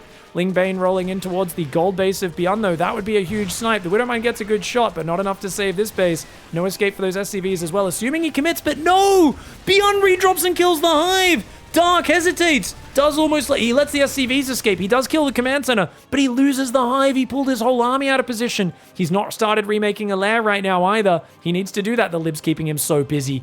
BYUN's Liberator harass is absolutely frightening because it's on his 2 most important bases right now, just outside of Spore range. Dark taking big damage. Queens will deal with this one, but Dark is losing drones by the dozen. Meanwhile, BYUN, yes, he lost a base, but he's got this new planetary slowly erecting itself. Ultra Zergling in the main. Should be able to defend the tech here from these Marauders and Lings, unless they're... Oh my god. Oh, you filthy boy! He gets the Ultra Cavern. No more Ultras will be produced this game. Of course, the triple medevac will be getting busted down by Parasitic Bomb, but not the full medevac, unfortunately, for Dark. Dark's not droning up. Dark is only now starting a lair as well. BYUN did not lose production. He's still on 8 racks. 2 factories, 3 starports with reactors, so he can build a lot of Libs here. Libs very good versus Ultras, very annoying for a Zerg that never built a Spire to deal with, and he can't build a Spire now. Imagine having a few Corruptors. This is what I'm talking about, guys. I feel like if you've got a bit of bank, there's just no reason not to get a Corruptor, a Spire, and a few Corruptors. I think it is the big thing missing in a lot of ZVT late game lately, and I think if that was there, this drop never would have come back in. These units would not be able to abuse their positioning like this. Is it gas heavy? Yeah. Is it hard to do? Yeah. I'm not saying you could do it every game, but there is definitely a point earlier than Zergs are getting it, where I think that's the missing piece of the puzzle for late game ZVT right now. Lings are coming in, Widowmine's going to fire, but good spready so far to avoid the worst of those shots. Ultra Baneling tries to crash into the right side, but the Marauder's doing very well. Oh, the Burrowed Banelings! He sees it! 8 Burrowed Banelings get taken out! Dark's Banelings are not connecting, guys! He continues to run deeper into the bases, and whilst he is doing good damage and being a nuisance, he's not really doing the critical damage he's looking for. BYUN's counter drop on the other hand. Mass transfuse on this Ultra. Dark. Oh, Band-Aids, Band-Aids. No, he loses the Ultra. He was too busy looking elsewhere. He's got too much stuff to manage right now. And now his Queens are going down. If they kept spamming Band-Aids on that one little boy who had a bruised knee, he would not have ended up dying there. The Lings and the Queens trying to hang out. It looks like some burrowed Zerglings are getting cleaned up in all the bases. Ultras are going to clean up this front base, but he's got to get out of there soon after because the Libs will ruin these Ultras if they hang around, and he is going to have to get on out. Now, Dark just did massive economic damage, but what's he got for mining? Full base, only 5 workers in the top right. He's now building that Spire. He's rebuilding his spawning pool. He lost all of his tech. He never rebuilt his spawning pool. He should have done that. The spawning pool and the lair, I thought, would be the first thing. Banelings once again get caught. Oh, the burrowed Banelings aren't working out for Dark, and his BYUN is up at 126 army supply to 54. This has been a messy, crazy game, but I think it really reminds me of what I've been thinking from whenever you have maps like this with like a left and a right side. We saw it on Golden Wall a lot. One of the deep lessons that I thought always was there was you have to punish this side early if Terran shoves up the back door. If Terran really commits to one side of the map, I think as the Zerg, you need to almost overcommit to punishing them by hitting their rally point. The Spy is going to go down immediately. He does get 8 Corruptors started, so I think that's okay for him. But dude, he doesn't have enough to defend on the ground. Mass bio lib. The Ultras run down the ramp. They cannot defend. BYUN manages to get this in a 3-1 series, which very well could have gone either way. What a barn burner of a series. And Amphion really delivering in game 5, game 4, if we count the regame and the first game as a single game. That was a legendary series. That was fantastic play. Hats off to BYUN and Dark for delivering us one of the most entertaining series that I've ever watched. That was awesome. GG, well played.